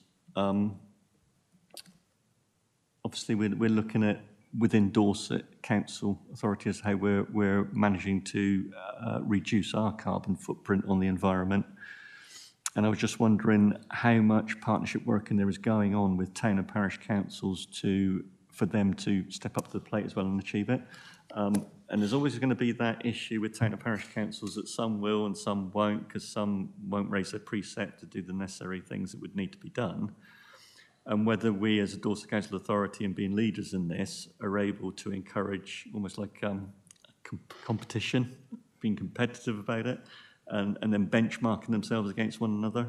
I'm just wondering what the officer's thinking is around that and how we can get town and parish councils to do, to be proactive in it, not necessarily to do more, but to be proactive in it.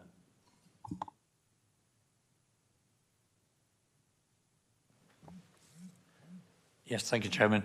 For my 10 pennyworth, and then I'll pass you over to Anthony, it's absolutely imperative that we get the town and parish councils working alongside us on this.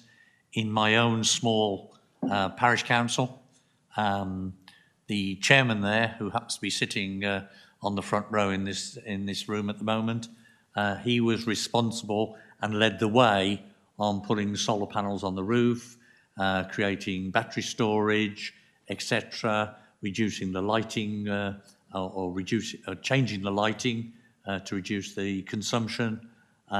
And this is what we need to get across to all town and parish councils. They can play their part. Some step up to the plate very easily. My challenge to the rest is please come and talk to us. We've got people who work with Anthony who can give the advice on what they can do to make, reduce their emissions, but also to reduce some of their costs. Because as we're all aware, if you generate your own electricity, you're not paying somebody else for it. So I think there's major gains to be had out of this if we can just get the message out correctly that there are opportunities here. And it doesn't always come with a massive price tag. There are some simple things we can do. I'm almost minded to think we should set up a league table to encourage them to take part.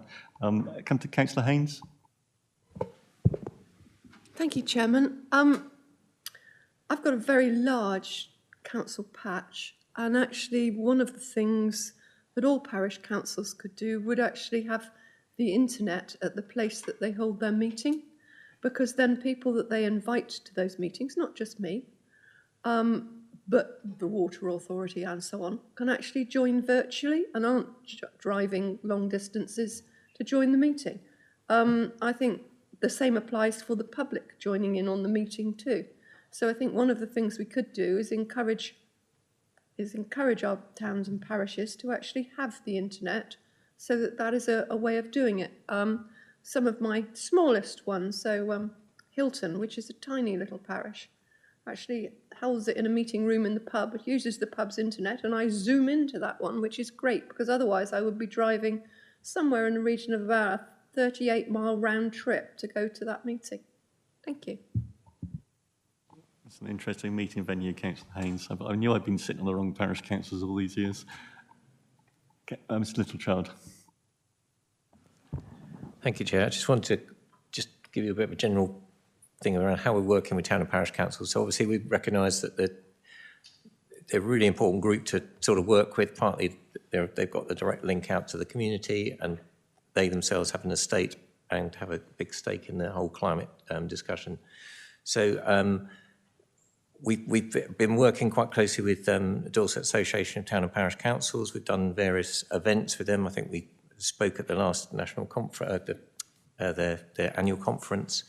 We produced some toolkits on how town and parish councils can reduce their emissions from their own estate, as well as a toolkit on how they can think about what needs to go into an action plan for how they tackle climate change. We've done a survey to look at how many town and parish councils have sort of declared a climate emergency, and there is quite a number. We've tried to adjourn get together a meeting of that group specifically for the purpose that you mentioned, really, which is to try and get each other for those that are already leading the way, to share best practice with the others, and how do we encourage everybody else, and how do we sort of compare how everyone's getting on. We've also got some information on the website that town and parish councils can access in terms of what's available to them. And as I think we mentioned, we've got the Low Carbon Dorset programme, which is the advice programme for organisations, but can specifically advise town and parish councils on energy measures and things that they can do in their buildings to particularly reduce their energy costs, but also look at their carbon emissions, how they reduce those. And that's still running at the moment. We've got funding for another couple of years, so that's been very helpful, I think, in terms of the project you mentioned.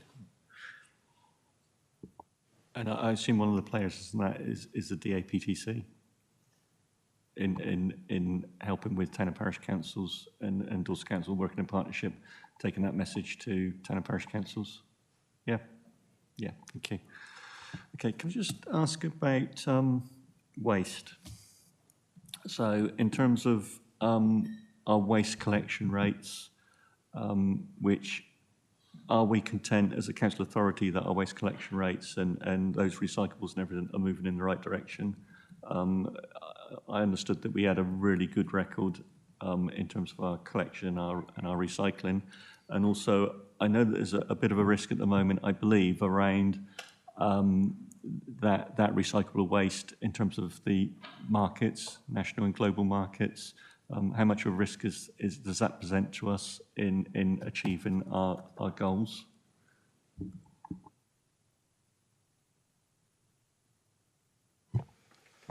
Thank you, Chairman. Gemma Clinton, Head of Commercial Waste and Strategy.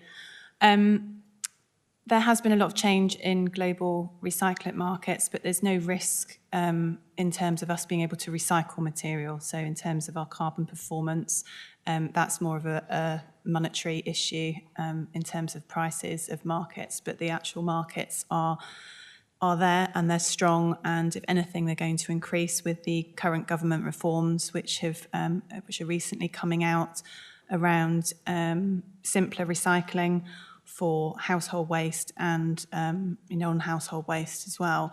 So it's important to remember in this report that it's just looking at Dorset Council's waste that we produce as an organisation rather than the waste figures that we're talking about for household waste. And in terms of Dorset Council waste, it's quite hard to get all of the data. We produce data and give it to Wendy and Anthony for all of the waste that we collect as Dorset Council on a commercial level. So to, all of the schools and the sites that we currently collect from, but we don't have all of the contracts for all of our own internal waste. So therefore, there's an element of data that the sustainability team struggled to collect. So there's potentially not a full picture there of all of the internal waste. And there's also caveats in terms of some of our waste tonnages if you look at what we've been collecting previously. So, for example, where schools become academies, they're then no longer accounted for in our data. So there's quite a few nuances within the sort of commercial waste data that we're looking at in this scenario, in this paper. So it's quite hard to actually unpick in terms of our carbon performance. And in the paper, you'll notice that it shows that our waste performance has improved by 10%. And that actually is something that we haven't done proactively ourselves. That is as a result of something our contractor has done. So Dorset Council have a contract with New Earth Solutions for all of our black bag waste. And that is a mechanical biological treatment plant in Camford. So all the waste we collect from a householder, point of view and a commercial point of view goes through that facility. And within our contract with them, we have a requirement for them to divert 90% of that waste away from landfill, which they do.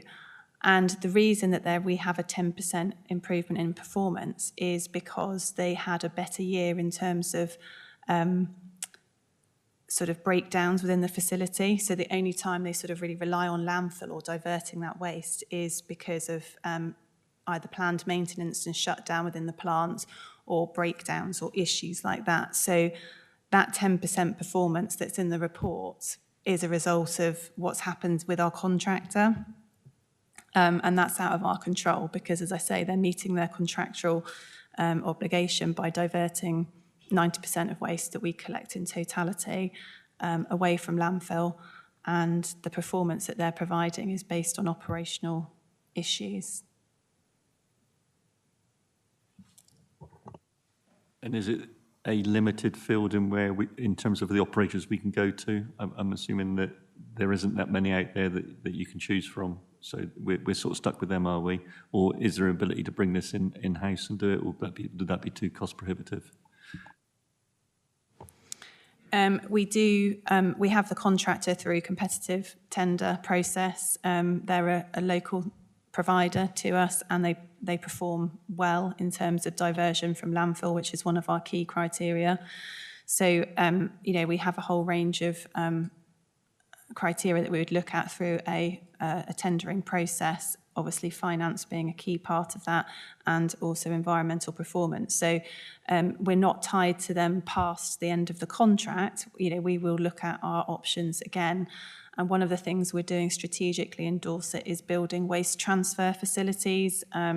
So you'll be aware at Cabinet on Tuesday, we were talking about the Blandford waste transfer facility, and that is a key part of our overall strategy in terms of being able to bulk up our waste to send to other facilities around the county that might provide better environmental and cost performance. So it provides that resilience to us to build that infrastructure. And we wouldn't be able to provide in-house waste disposal options because we don't have the infrastructure. That would be a huge, we'd have to build our own facility, which isn't something that's in our strategy at the current time. Thank you. Yeah, as I suspected, thank you. Okay, can I ask around, we spoke before when this report came to us about the I want to say tarmac, it's not tarmac, the road surface we put down now, where we've made big inroads into cutting our carbon footprint on that, and we're using a lot of recyclable material now in that. Are officers happy with the way that project has gone? I take it it's producing real benefits still. I think we've got the one Charmister development, as I said before, with solar panel. I think it was one of the first in the country, if I remember. Are we going to be putting that facility into other depots, or does that cater for the whole of Dorset, that one? Thanks, Chair. Neil Turner, Service Manager for Highway Network Operations. Starting with the hot box, that's the only one we've got. We don't have any plans to install more. That does provide us with warm material for a good part of the county. It doesn't quite cover all of Dorset, but it is the first in the country. And in fact, we've just won a National Green Apple Innovation Award, which we're being presented with next week in London for pioneering that work. So the other part of your question, I think, was around highway materials. We've got quite an extensive carbon strategy in highways, and I've looked a lot around the materials that we use. In our traditional resurfacing sites, we're using a low-energy asphalt as much as possible. We've also developed a suite of specialist surface treatments and other materials that use recycled aggregates, use our own planings from our own resurfacing sites and reprocess those and build those into new materials. So it is still a work in progress, and it is a developing strategy. But it's certainly going in the right direction. It's one of the key things I think I was saying on highway materials. I think Anthony had a slide in his presentation that showed that highway materials is still the use of highway materials is the fourth biggest contributor to carbon across all council service areas. So it's something that we've really got to focus on and drive down. Thank you. Thank you. I do like ending on a good news story. Councillor Bryan. I'm going to be naughty because this is on the papers for this afternoon, but I think it's important to highlight it at the moment. Our top 3 performance indicators, priorities, we've got a target of 50% tonnes of low energy, which is warm mix asphalt. We're currently running at 42%, but that's our target for next year. We've got a target of 25% tonnes of sustainable surfacing compared to conventional surfacing laid. That will be up from 17% the current year. and our target is 30% inclusion of reclaimed asphalt pavement, as it's called, as against 25% this year. So we have plans to, again, take a step forward. Thank you. That's good news. I think with all these awards we're picking up, we're going to need a trophy room, Mr. Dunn, I think at this rate. Okay. Thank you. Obviously, it's a huge, complex area, this, and thank you for the report. Do members have any other comments they wish to make at this point? No, we're content? Yeah. So I think the recommendation was to review progress made in reducing our emissions as a county and a council in order to stay in line with our emission trajectory net zero. So I appreciate the 2-year time lag that is obviously making it difficult for officers and computing that information. But it appears we've got a slight glitch in the return from COVID. So we'll wait to see how those figures pan out. But I think from the committee, thank you for all the work you're doing. It appears in most aspects of it to be going in the right direction. And thank you for the reports and thank you for your time, officers. I appreciate that. Thank you. Okay. Okay.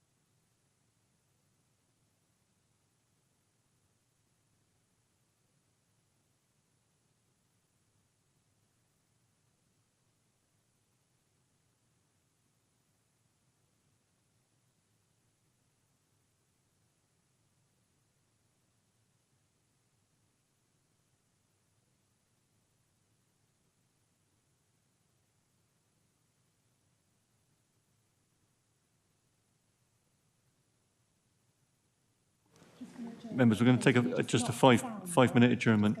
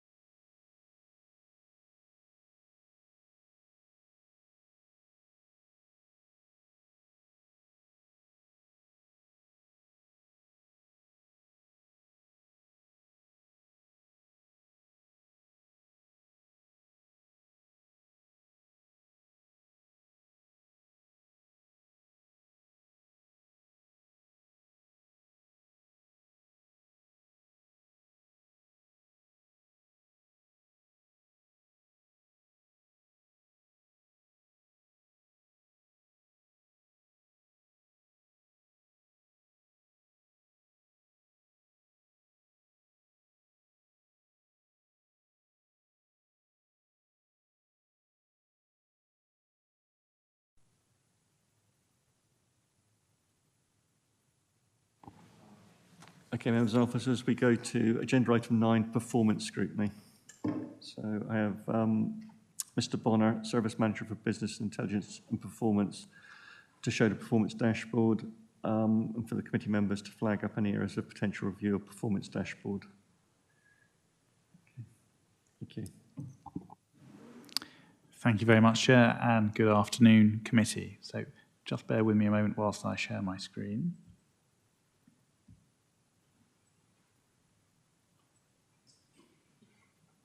Hopefully it will pop up in a moment. Whilst it's thinking about that, so the committee have had an opportunity to extensively review the information held within the Scrutiny Committee dashboards, looking at performance of the Council over the last few months, and have identified a number of areas to look at. Let me just try and reshare my screen, bear with me.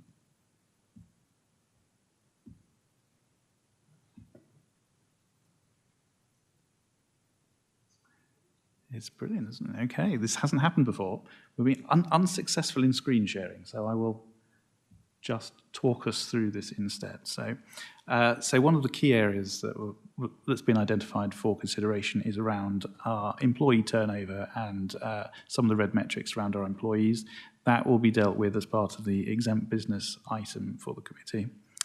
Other areas that were identified were around our number of staff non-reportable accidents in place. So I will have a look at that on my screen, just so I have the right numbers here. So that's a quarterly metric. The data for this quarter is 72. That is higher than this quarter last year, and indeed slightly higher than the previous quarter. Hence, it has been flagged as an area of potential consideration. I think it's less around the items in the commentary that have been flagged and more around a concern that there is an increase in that. So I'll just pass back to the Chair for any further comments on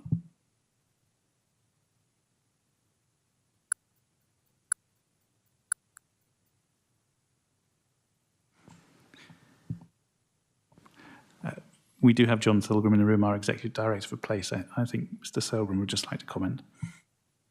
Sorry, Mr. Silgram. Sorry. Thank you, Chairman. So just to can I give the committee the explanations is near misreporting should not be regarded as a bad thing.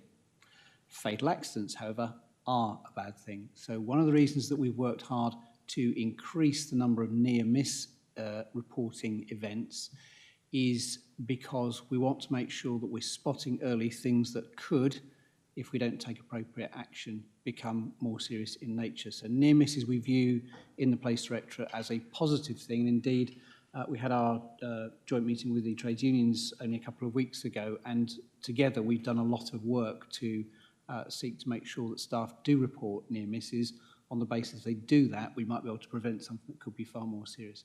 So, Chairman, Mr. Bond's quite right, the numbers have gone up, but my view and my advice to you is that numbers of near-miss reports going up is a good thing because they should reduce the potential for more serious incidents.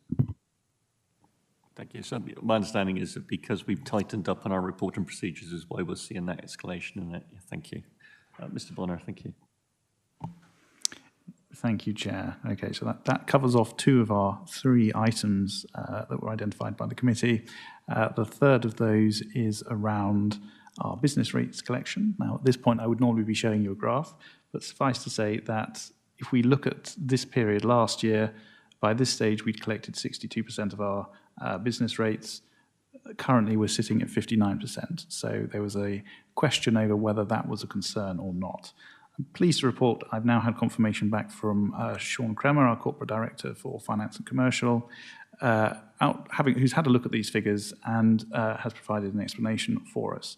So during the financial period 2021 and 21-22 and 22-23, significant amount of grants and reliefs were awarded due to the pandemic situation. So as a result, the net collectible business rates were significantly reduced. This has served a purpose of skewing the percentage collected and therefore does not make this year's amount comparable to last year's in the same way. So it's actually better to compare ourselves this year with our pre-pandemic figures from 1920. So pre-pandemic, by September in 1920, we had collected 58.5%. This September, we have collected 59.2%. So we're actually slightly ahead of where we would expect to be at this point in the year. So hopefully that gives the committee some comfort on that. Apologies, I'm unable to show the graph. Pass back to the chair. So it's moving in the right direction, is what you're saying, yeah? Okay, that's okay. Okay, thank you. If you move on. Yep. Those figures that are year to date, obviously. How much do we get for the whole year? Do you have that data there available? Because that seems to me to be quite a low figure, 58% or whatever. If you don't have it together, you can email it to me afterwards. So it's fine. Yeah. So last year we collected 92% of business rates.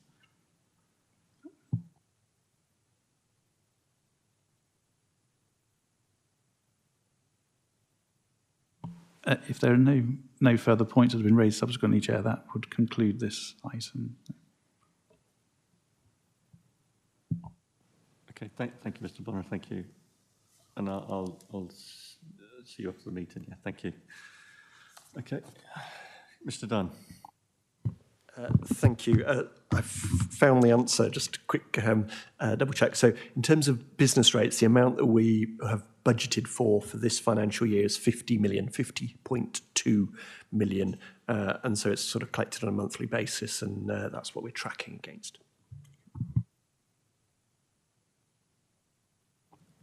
Thank you. Thank you. Okay, so members have had an overview of that. Okay, so I'll move to agenda item 10, Corporate Complaints Team Annual Report. And the presenting officer is Anthony Bygrave, Senior Assurance Officer, Complaints to present. And that the committee scrutinises and notes the annual complaints report to deal with place and corporate development. So, Mr. Bygrave, thank you. Thank you, Chair, councillors, members and colleagues. This is the 22-23 annual report for the corporate complaints team. We're obviously halfway through the following year, but a lot of what's in this report still resonates, particularly in terms of the volume of complaints coming in. I should probably start by saying that the corporate complaints team manage all of the complaints across the directorates. So that's the statutory complaints for social care, adults and children's. Although I don't want to focus too much on it, we deal with the Council Code of Conduct complaints as well, which might be a moot point. But the majority of the complaints that come in are in and around the place directorate. I want to talk you through some of the key messages, if I may, because I suspect when people look at this, they'll see a red flag, they'll see red blobs on a report and press the panic button. We're an assurance function that sit under the manager for assurance and the monitoring officer, and an early warning system for Dorset Council. So please don't let the numbers blind you to the really good work that's being done at Dorset Council. The first thing that jumps off the page is it's a 31% increase on the previous year across the board. That's a big number. Then I do like to emphasise that it's a 166% rise on complaints since the birth of Dorset Council. And it will be in red, in your red flag, and I don't think that's a problem. To me, that says that we're listening, we're open to challenge, we've got a fit-for-purpose team, there's a fit-for-purpose function, we've got plenty of opportunities to learn from all this, and the general public can find us. And I think that's really good. What is also heartening at the end of the day, and what probably the most key message from all this, is the role of the Ombudsman. Dorset Council have been very brave in having a one-stage complaints process. We do a robust, do it once, don't obstruct with unnecessary bureaucratic hurdles for the general public to clear. We're quite brave and confident in that we've done a good job in the first place, and the Ombudsman would seem to support that. When we focus on place in particular, There was only one case that actually had a maladministration that came with any charge, and that was in enforcement, and it was £200 if memory serves. So if the cost of the complaints across that year to place is £200, I think that's cause for celebration, considering the increase in the numbers. Other key messages on here would be the timescales. I think this probably reflects some of the pressures in the service areas, particularly in place. Not all people responding to complaints are actually office-based. So there's a number of challenges. Sometimes the complexity of cases mean that there's more than one service involved with it. So having a 20 working day deadline is important, but the majority of cases we do answer really well within that period. What is interesting is the percentage of complaints that we feel is justified. Across the piece, across the directorates, it's quite low. Sometimes there's partial justification, but even then it's quite low. A lot of the time we're sort of looking at ourselves, self-assessing our service and recognising what we can do better. And even if we feel that the complaint isn't necessarily wholly justified, some of the learnings that are coming out of complaints and the actions that are coming from complaints is really impressive. And you should all be encouraged by the fact that the learnings in the bottom of the infographic is the highest we've had so far. Proportionate to the increase in the number of complaints may be, but the value is there. And I think if we were just processing, it would be rather depressing. So to actually get some value from all of this and to feel confident that the LGO support us and they admire the model that we have, they admire the fact that we have the ear of the Ombudsman, I think Dorset Council are actually in a really strong position to manage complaints effectively. I think they're the key messages. Bearing in mind it is a report from the complaints team that does span the directorates. There's a lot of information in and around children's services that will come out in the People and Health scrutiny, so you may feel that this isn't the arena to discuss that. But as I say, I think it's a good news story as far as place and resources are concerned, but I can certainly take any questions. Thank you, Mr. Bygrave. Thank you for the report. Members? Councillor Canning. Yes, and I'm slightly curious. If you regard these as good numbers, and I'm willing to take your advice on that, what would numbers that were bad numbers look like? I heard a colleague whisper this, and no complaints is a bad number, isn't it? It would imply that we're brushing stuff under the carpet. It would imply that we're not open to challenge, and we don't have a fit-for-purpose function to learn from complaints. So, similar to what my colleague John Selgin was saying earlier, really, it is an early warning system, and to get more opportunities to intercept, to put protocols in place that might be better, why wouldn't we want to do that? Why wouldn't we want to listen to that? So, it's red on your report, which seems to, I still don't know that red is the right colour for that. I just think it's a fit-for-purpose, transparent process that people are using and feel comfortable using, and we're happy with the challenge. So I would encourage you to feel assured as well.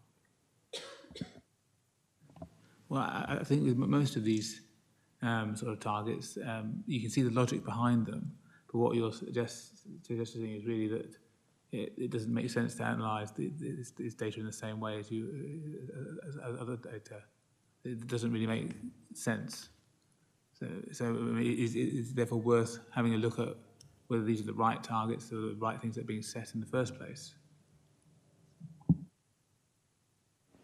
Thank you. If I've understood the question correctly, is it the colour scheme that's being used in the infographics that might need to be revisited? You're effectively challenging the way the system operates and saying it's not really worthwhile to do it this way. I mean, and I'm sure in the past, it may not be under this council, other councils have reviewed the KPIs and made sure that they're the relevant ones. And is that the case here, where it would be worth having a look at whether this data is being useful or not? If I'm honest, I'm not entirely sure what's being asked. Is it the matrix is correct? Is that what you mean? Yes. Well, what I'm questioning is from what your comments are saying, is this really useful data? Should it even be here? Mr. Shelgren. Chairman, Councillor Canning raised a very good question. My response to that, my take would be, as I go back to that same point, that complaints I view, as you know, I've said in this chamber on a number of occasions, is a positive thing, because it is important our customers have the chance to tell us when they think we've got it wrong, so that we can then deal with that. So my response to your question will be, I think you're right. The thing actually to look at is, do we redress those complaints when they're made to us? That's a have, because, you know, whenever in any situation when we as customers, you know, feel we need to complain, what we want to know is that the service provider's listened to what we've said and done something about it. So what you might want to do, and I think the team, complaints team could help you do this, is to show the extent to which the council is able to redress those concerns. The point Nancy was making about learning. The point for me is that clearly people only complain in the main if they're genuinely upset and concerned about something. If what we can do is listen to that and learn from it and change the way we do things, then that's the positive. So I think if you got more into, rather than counting the metrics in my mind, counting the outcomes might be a better way to look at this, to see, are we responding as a council to the legitimate concerns which our customers have raised with us. I hope that's helpful. Yes, that really clarifies matters. But it comes back to the fact is the data as in this format doesn't really do that at present. But so therefore, it is worthwhile to look again at seeing if this is the correct way to look at this data, or whether there should be a different way of looking at it. Even if it's just saying that it shouldn't be red, there should be some other colour. Just come back, because again, I think that's absolutely spot on. So I think you want to look at all of those things. You want to know about the number of complaints coming in, because, you know, at one level, I'm happy as it was me that did the stage whisper that said, well, the wrong measure would be no complaints at all, because that would be an incredible, unbelievable situation, which shows there was something wrong in our ability as a council to listen to feedback from our customers. So for me, it is important to know we're getting a number and watch, so that's not kind of going off the Richter scale. I think what Anti's sought to do with the team is to get us to a level where what would we reasonably expect, and is that sort of in that tolerance level. So I think you're right in the point you made a moment ago. Does the flagging, is the calibration of that correct? I think possibly not is what your question has opened up. For me then, as I said a moment ago, it's about the resolution to that. Are we satisfactorily responding to those legitimate concerns and doing something about it? And for me, that's absolutely the critical bit. Then I think the third bit, and again, Anti's presented this in the report provided to you, another very effective measure is the Ombudsman, because it's when things go badly wrong, that's where the Ombudsman needs to get involved. And that, again, provides an independent assessment of how the council's performed. The Ombudsman has a very, very carefully crafted set of criteria against which they will weigh and measure cases, and therefore, certainly as Executive Director, the one that I will always look at regularly is the number of cases where the council is found to be at fault, because that does suggest that there's something gone seriously awry, and we will definitely take the learning from that. But my preference is to take the learning, if you like, at the same point I was making about the near misses, to take the learning from the complaints that come from customers and deal with those promptly, so that hopefully, as is the case, we get very, very few referrals to the Ombudsman, and those that are referred, the council is normally, in this case, not found to be at fault, which I take to be a very positive measure. Again, Chairman, I hope that helps. Mr. Eyre, did you want to come in? That's right, Chair. Actually, Mr. Sauerbrunn covered the point I was going to make about the Ombudsman figures, so that's fine. Thank you. Councillor Heatley. Thank you, Chair. When I read this report, the number I looked at straight away was the complaints that were upheld by the Ombudsman. It seems to me the rest of the process is inevitably rather subjective, and up to a point the council marking its own homework. But that's the number I've looked at and led me to think I shouldn't worry too much about this. Mr. Bygrave, sorry. Yeah, I'd like to come in on that, and I think that's why it's really important Dorset Council have effectively an independent complaints team which challenge managers in the directorate, and I would argue that we don't mark our own homework. We challenge and pass it back and ask what we're doing about it. It's not enough to say they've got a point. It's for us to say, well, so what and when and how. Thank you.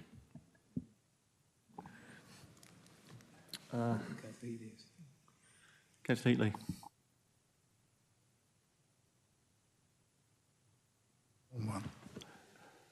Sorry, I didn't say that very well.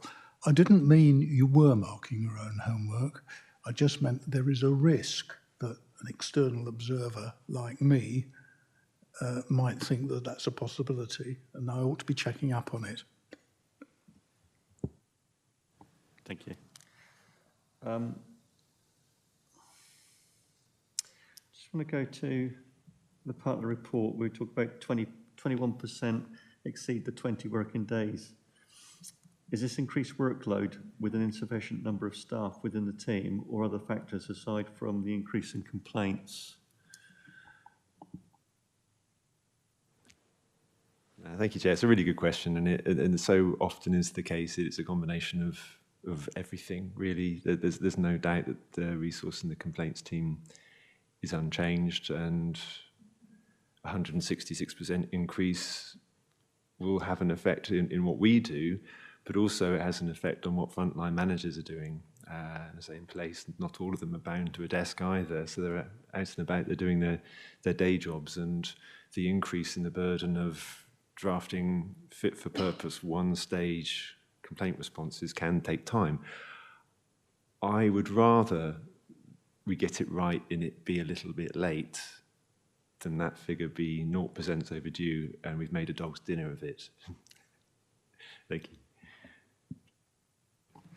Dog's dinner is a technical term, is it? Mr. Selgren. Thank you, Chairman. If I just might comment on that resources point and this point that Mr. Bygrave makes about the one-stage process this council has adopted, partly because, as some of you will be aware, there is a national debate starting to emerge around whether council should have a two-stage or more process. One of the reasons for the place director, and obviously you're aware of the numbers in the report that we're talking about, for the majority of place services, having the complaint reviewed by somebody else or reviewed a second time is highly unlikely to change the outcome. That tends not to be the case. It's usually something that we've not got right and we need to put it right. So for me, having further stages to a complaints process actually slows the pace at which the council can give the customer some satisfactory resolution to their problem. So that is one of the reasons why I would be advising as a committee in terms of the debate that may open up nationally on this, that this council's position on a one-stage complaints process is a strong one, mainly because it gives the customer a quicker resolution that way. You know, you get your answer and that's it. And if you don't like that answer, well, you can refer that up to the Ombudsman. The other one is this point about resources. So, for example, a waste complaint, if it comes in again, it will get looked at by another manager through Tony's team to give it that independence, but it's actually tying up more resource in the directorate. So my professional view about that would be it is far better for us to be deploying the management resources that we've got to getting a resolution to problems that have arisen, rather than simply servicing a complex complaints mechanism. So for those two reasons, Chairman, I would certainly advocate the continuation of the single-stage complaints procedure that this council has adopted, and I hope this committee will be robust with that advice should you be asked on this matter nationally. Yeah, and I think to be fair, Mr. Selgren, I think that's borne out within the report. You know, and you consider that this was the 31% increase in complaints overall, with only 2% increase in complaints finding the Ombudsman, which I think it would appear, not that we're marking our own homework, but the fact that we're to a large extent we're getting it right. It's never going to be perfect. As you say, a no complaints utopia world would be fantastic, but it's never going to happen, is it? Can I just move to the part of the report that details on code of conduct complaints? To my mind, the whole culture around code of conduct complaints has changed completely. When I come into local government, it was something you didn't really do. It's just something that wasn't done. Now it seems that it's the first individuals, for whatever reason, their first reaction is to issue a code of conduct complaint. And I just wondered whether we had a breakdown of how these complaints are generated. Do they come from fellow councillors or officers or from members of the public? It would be helpful to understand the trend and the reasoning behind it. It's not contained in the report. I just wondered whether we have those figures. I presume we do have those figures because the complaints are coming in, so we must log it, and there must be a a trail that we can go to. No, thank you, Chair. It's a really good point. As I say, I think for the Code of Conduct, where it is its own separate policy, I didn't want to get too embroiled with it with an overarching scrutiny report. But yeah, the figures are quite low in terms of those that are actually investigated. I think we had 40 approaches through the Code of Conduct. I think only about 5 were actually investigated or still being investigated. Primarily town and district councils rather than Dorset Council. That's quite a small percentage. And it's more often than not other councillors that have objected to the conduct of other councillors. The general public don't seem to be using it very often. I don't know if it's transparent enough, but or whether that interest isn't quite as much there as opposed to frontline services that people can see. But no, it's usually councillor against councillor sort of use of the codes of conduct, not always appropriately. Thank you. That was my fear, because obviously it's a cost implication to this council authority having to investigate these all the time. If it's councillors bringing code of conduct complaints against councillors, you wonder whether there needs to be some education around this, whether we need to be doing more working with our town and parish councils to educate them better that this, you know, we're all in local government, with a town or parish level, to come into, and I'll bring you in a minute, Mr Mayor, that we're all within local government, and there needs to be an understanding with those town and parish councils the knock-on costal effect that has to the upper tier authority. I'll just go to Mr Mayor first. Chairman, I think for this item, we must be on the same wavelength, because we are doing some fantastic work with DAPTC, and it's an opportunity for me to mention the work that Neil Wedge, Chief Executive of DAPTC, has been doing with us. And where we identify a theme in complaints and we identify a particular issue, DAPTC are using that as the focal point for training that they're then offering to clerks and to town and parish councillors. So there's a really good relationship that we're able to use with DAPTC to make sure that we're focused on the right areas and that the sector then learns from the complaints that we're receiving. Thank you, Mr Mayor. Mrs Elgin, I think you want to come back? No, you okay? Thank you. Yeah, so that's good to hear that work's going on in the background. The last point I want to make is at 3.1, in terms of the staff and what you're having to deal with, and any possible implication that's over their health and well-being of the team and whether they're being seriously affected and contributing to any response times not being met. Do the staff feel that they are getting adequate support? I appreciate it's much like enforcement. It's a very difficult area to be with. It can't be an easy place to be when you're dealing with complaints continually, day in, day out. It must weigh you down after a period of time. No, thank you, Chair, and it's genuinely kind of you to recognise that. I think not only for Dorset Council's complaints team, I think with a culture of home working, I think well-being is something which should be very close to people's concerns and people's hearts. Certainly the complaints team is primarily dealing with negative sentiment exclusively. so lone working is something which concerns me a little bit, and I do keep very, very close tabs on the team, and the well-being is something that we take very seriously. Steps to Wellbeing has been followed by a number of members of the team. Resources are something that I discuss regularly with my manager, and it's something that aware of all of the challenges. Certainly, as what my colleague John Selcombe was saying earlier, if the LGO impose statutory complaints processes on all of the local authorities, then we do have a problem. At the moment, because of the manner that we're working and the common sense approach we have, and the morale, the culture of good humour that we have in the team, we're very, very lucky. But it is sometimes difficult work. But I think that's probably council-wide rather than just exclusively the complaints team.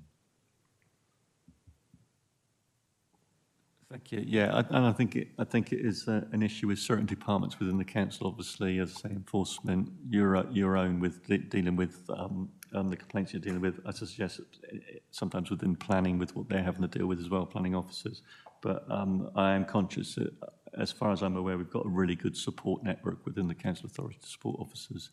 But certainly, it's something we'll keep an overview over about how your staff within that department are coping with the situation that they're in.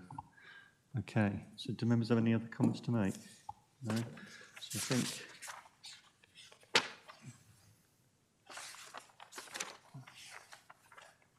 Okay. So the recommendation was to have an awareness of the numbers and types of complaints and organisational learning. So are members happy with what we covered? Yeah. So can I just can you pass on my thanks to your team for all you're doing, dealing with the complaints to the council, sorry, and thank you for your time. Thank you.